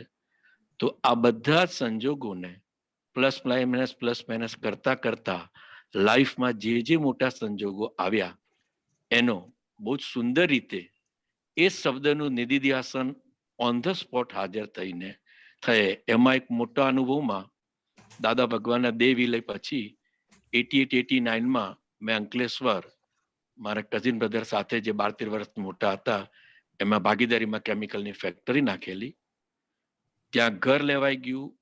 ઋષભ નાનો હતો, એની સ્કૂલનું એડમિશન થઈ ગયું અને 92માં એ પાર્ટનરે એવા ખેલ ખેલવાના શરૂ કર્યા કે પછી મારે ડિસિઝન લેવું પડ્યું કે I can not continue with him. તો મોનિટરી બહુ જ ફાયદો હતો, પણ એક લક્ષ્ય અંદર હતું કે દાદા મળ્યા છે તો શ્વાસોશ્વાસ પૈસા કમાવા માટે નથી કાઢવા, પોલિટિક્સ રમવા માટે નથી વેડફવા, પરિપૂર્ણતા માટે વેડફવા છે. એ આધારે જ મુંબઈ છોડીને ગુજરાત તરફનું ખેંચાણ હતું અને અંકલેશ્વરની મેં હા પાડેલી. તો બહુ બધું નાટક કર્યા પછી ત્યારે સુરત મંદિરે હું અંકલેશ્વરથી વીકેન્ડમાં જયા કરું, ત્યાં પ્રાર્થના કર્યા કરું દાદા ભગવાનની જે રૂમ હતી.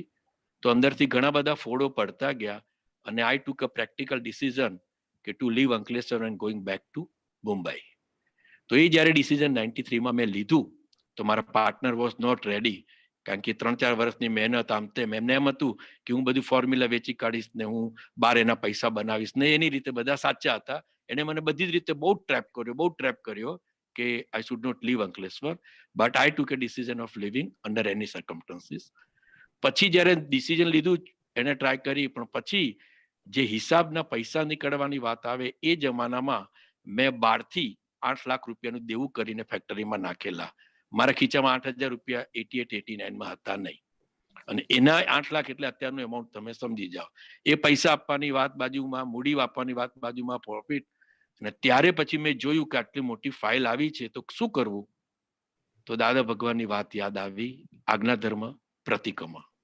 રાતોના રાતો એ પાર્ટનર જે કઝિન બ્રધર પણ થતા હતા, પ્રતિક્રમણ કરી 6-8 મહિને એનો નિવેડો આવ્યો, પણ બહુ જ મોટામાંથી એના મનના સમાધાન સાથે, રાજીપા સાથે દાદાએ મને ત્યાંથી બચાવ્યો કે હું નીકળ્યો જે પણ કહું, પણ સમજણ દાદા ભગવાનની, પુરુષાર્થ ગમે તે હોય, પણ ત્યાંથી હું નીકળ્યો અને આઈ કેમ બેક ટુ મુંબઈ આટલા મોટા લોસ સાથે. પછી પાછું ગુજરાતનું ખેંચાણ રહ્યા કરતું હતું. તો 94માં ડિસિઝન લીધું કે ના, વડોદરા, કારણ કે વડોદરા દાદા ભગવાન હતા તો આપતા પુત્ર સાથે આવતું હતું, તો કુદરતી ખેંચાણ હતું, તો બધું લઈ લીધું. શું કરશો શું ન કરશું બધું ઘરમાં રહ્યા કરતું હતું. મેં કીધું પડશે, વાદેવાશે, પ્રકૃતિ જરા કડક હતી, ડેરિંગબાદ હતી. અહીંયા આવ્યા 94માં, અહીંયા આવ્યા અને પછી બધી જે દાદા ભગવાનની સમજણ હતી કે પોતાનું પરિપૂર્ણતા માટે મહાત્માઓનો સાથ, આપતા પુત્રો નું ટોળું બહુ જરૂરી હતી. એ ધ્યેય સાથે પછી અહીંયા સેવામાં લાગી ગયા. તો આ 24-25 વર્ષથી કેલનપુર ખાતે કે વડોદરાના મહાત્માની સેવા કે કનુ દાદાજીની પણ બહુ દિલથી તન મન ધનની એકતા સાથે એ સેવા કરેલી છે. એમાં એક જ ધ્યેય હતો કે કેમ કરીને આપણું આજ્ઞા ધર્મનું પરિપૂર્ણતા મહાત્માના આશીર્વાદથી અને ખટપટથી કરવું. અને આ બધા કરવામાં પણ છેલ્લા 3-4 વર્ષમાં જે જબરજસ્ત મોટી જે અંકલેશ્વરના એ સમયની ઉંમરનો જો પછડાટ હતો, એની કરતા મોટો પછડાટ અત્યારે 55, 56, 57 વર્ષની ઉંમરે, મારે કોઈને બ્લેમ નથી કરવા, મારા હિસાબથી જ થયું છે. અને બહુ મોટો પછડાટ ખાધેલો છે કે અત્યારે ખાઈ રહ્યો છું. પણ આ બધામાં દાદા ભગવાનની સમજણ, અમુક આપતા પુત્ર જોડે મારી મથામણ પર્સનલ લેવલે, અને રાતોના રાતો કેલનપુરી સત્સ્થાનકમાં જઈને જે શક્તિ માગી અને દાદાએ આપી કે એક જ ધ્યેય કે કોઈ પણ સંજોગ, કોઈ પણ ફાઇલ હોય એ કેવળ આજ્ઞા ધર્મથી જ નિવેડો લાવવાનો છે. એની આધારે અત્યારે જે સ્થિરતા કંઈ પણ બહારથી કોઈને દેખાય કે ન દેખાય, મારી અંદરની સ્થિરતા એ હું જ જાણી રહ્યો છું અને એમાંથી જે નીકળી રહ્યો છું. એટલે ફક્ત આટલા 36 વર્ષના દાદા ભગવાનને મળવા પછીનો એક જ ધ્યેય જે પરિપૂર્ણતામાં ધીરે ધીરે લઈ જઈ રહ્યો છે કે આજ્ઞા ધર્મનું પાલન. એ પાલનની હેલ્પ માટે ટોળું મહાત્માઓનું, સત્સંગનો ભીડો, અને તમારી કંઈ પણ તકલીફ હોય તો જ્યાં ગમતા મહાત્મા કે આપતા પુત્ર સાથે નિવેડો લાવો. અને છેલ્લે કશું ન મળે તો કેલનપુર જઈને પ્રાર્થના કરો, તો તમને વિઝન પણ મળશે, શક્તિ પણ મળશે, તમારા ધ્યેયની પરિપૂર્ણતા તરફ તમે સુંદર જઈ રહ્યા છો. એવી જ રીતના મારા મધર મારી સાથે 20 વર્ષ હતા. 2 વર્ષ પહેલા સી પાસ્ટ હવે. હું 5 દિવસ પછી જ આવવાનો હતો ઓસ્ટ્રેલિયાથી. હું ને મારા વાઈફ સનને ત્યાં ઓસ્ટ્રેલિયા હતા. 20 વર્ષમાં પ્રેક્ટિકલી મેં એને પ્રીતિએ સેવા કરી છે, આ સંઘની જવાબદારી સાથે, ઋષભની જવાબદારી સાથે. પણ કુદરતી એવો સંજોગ બન્યો, નાના ભાઈને ત્યાં મૂકીને ગયેલા મહિના દાડા, અને મધરનું દેહ વિલય થયો. બહુ બધું ડિસ્ટર્બન્સ અંદર રહ્યું, પણ ના, વ્યવસ્થિત એટલે વ્યવસ્થિત પતી ગયું. બસ વ્યવહારથી શું દેખાવ્યું છે, હું હોત તો સારું, એ બધી બુદ્ધિમાં નથી પડવું. મારી ફરજ મેં નિભાવી, જે દાદા ભગવાને મને કીધેલી મારી સમજણથી, અને એનું મનનું સમાધાન કર્યું એ જ. અને આ બધી વાતોમાં બીજું હું 35 વર્ષમાં શીખ્યો છું કે જે તરફ મારો ધ્યેય છે, દાદા ભગવાન કહેતા હતા ઘરને જીતો. તો એક ફોકસમાં રાખીને મારા મધર ફાધર, વાઇફ પ્રીતિ, દીકરો કે વહુ, એને સેન્ટરમાં રાખીને ભાવના કરીને આલોચના પ્રતિક્રમણ કરીને એ બધાને જે એકરૂપ રહ્યા છે કે રાખ્યા છે એ દાદા ભગવાનની સમજણ અને આજ્ઞા થકી જ છે. અને ઘરને એક એટલા માટે રાખવાનું છે, નહીં કે ઘર જીત થવા માટે.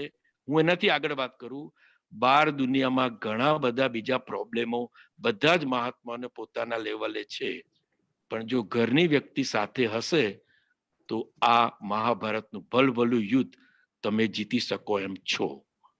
એટલે ઘરની વ્યક્તિનો પ્રેમ આજ્ઞા ધર્મથી, સમજણથી, પ્રતિક્રમણથી મેળવવો અતિ અતિ આવશ્યક છે, જેના ફળ સ્વરૂપે બધી જ આજ્ઞા એ કુદરતી એમનેમ સચવાઈ જશે.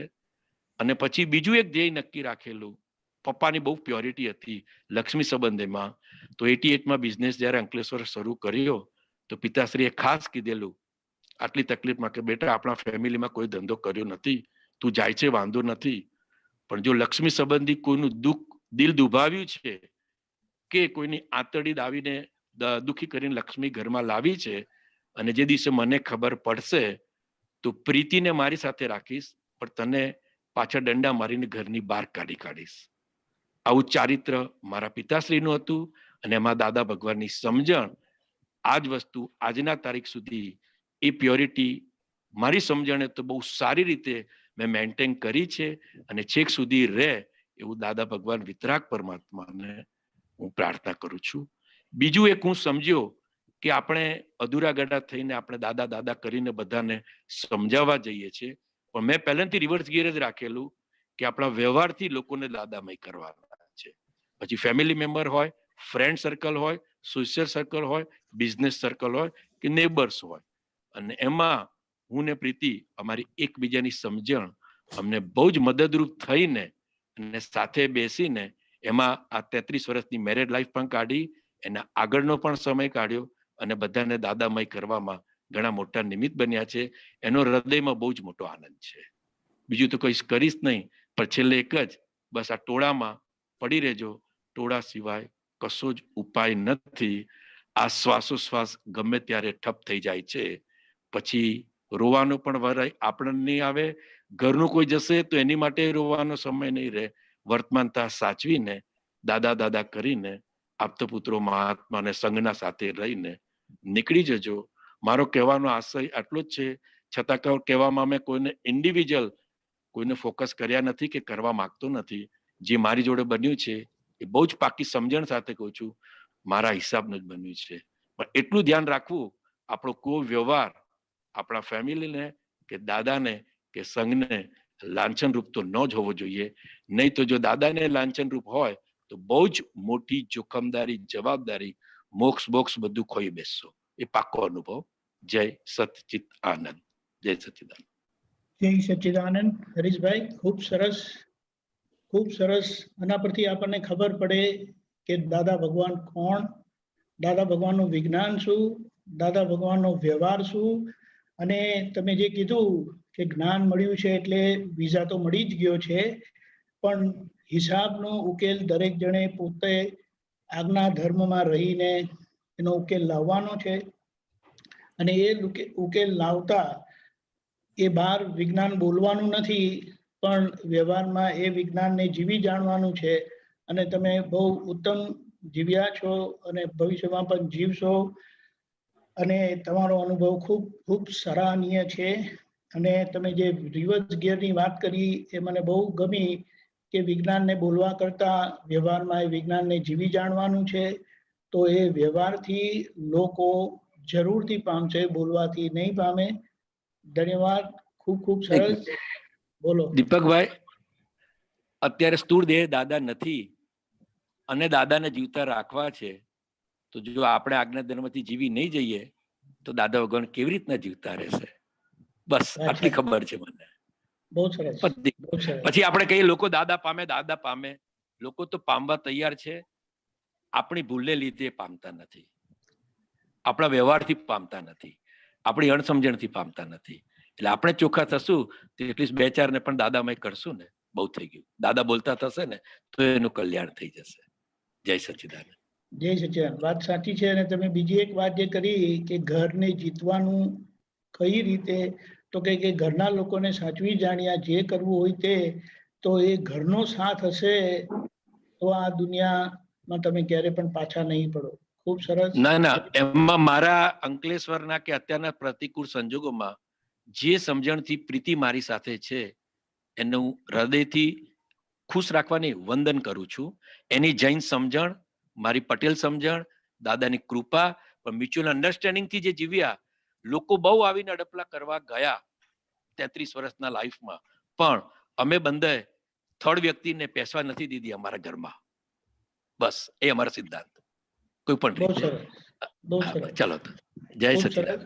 અને જે દાદાને સેન્ટરમાં રાખ્યા અને દાદાને જીવાડ્યા છે એવા આપણે બધા જ મહાત્માઓ દાદાને જીવતા રાખીએ આ રીતે આપણી ઉત્તમ સમજણથી, એમના વિજ્ઞાનના ઉપયોગથી, આજ્ઞાના પાલનથી, એ જ ભાવના સાથે જય સચ્ચિદાનંદ. સર્વ મહાત્માઓને જય સચ્ચિદાનંદ, જય સચ્ચિદાનંદ હૃદયથી. પ્રતિભાનંદજી ત્રિમંત્ર બોલાવજો. અને હમણાં કોઈ પ્લીઝ હમણાં વચ્ચે બોલશો નહીં, હમણાં કોઈ બોલશો નહીં પ્લીઝ. પ્રતિભાનંદજી ત્રિમંત્ર બોલાવો. હરીશભાઈ ફોલો કરશે, બીજા બધા હમણાં બંધ રાખજો please. Namo વીતરાગાય, Namo વીતરાગાય, Namo અરિહંતાણમ, Namo અરિહંતાણમ, Namo સિદ્ધાણમ, Namo સિદ્ધાણમ, Namo આયરિયાણમ, Namo આયરિયાણમ, Namo વજ્જાયાણમ, Namo ઉવજ્જાયાણમ, Namo લોય serve સાહુણમ, નમો લોય સૌવ સાહુણમ, એસો પંચન મુક્કારો, ऐसो पंचन मुक्कारो, તવ પાવપણાસણો, સવપાવપણાસણો, મંગલાણમ ચ સવ્વેશીમ, મંગલાણમ ચ સવ્વેસીમ, પડમમ હવૈ મંગલમ, પરમમ હવૈ મંગલમ. ઓમ નમો ભગવતે વાસુદેવાય, ઓમ નમો ભગવતે વાસુદેવાય, ઓમ નમઃ શિવાય, ઓમ નમઃ શિવાય. જય સચ્ચિદાનંદ, જય સચ્ચિદાનંદ. જય સચ્ચિદાનંદ. ઉભા રહેજો 2 મિનિટ. આપણને કનુભાઈ ચિંતનિયા કીર્તન ભક્તિ બોલાવશે, એ પોતે જ બોલજો. કનુભાઈ બોલજો. દાદા ભગવાનના અશ્વિન, દાદા ભગવાનના અસીમ જયકાર હો.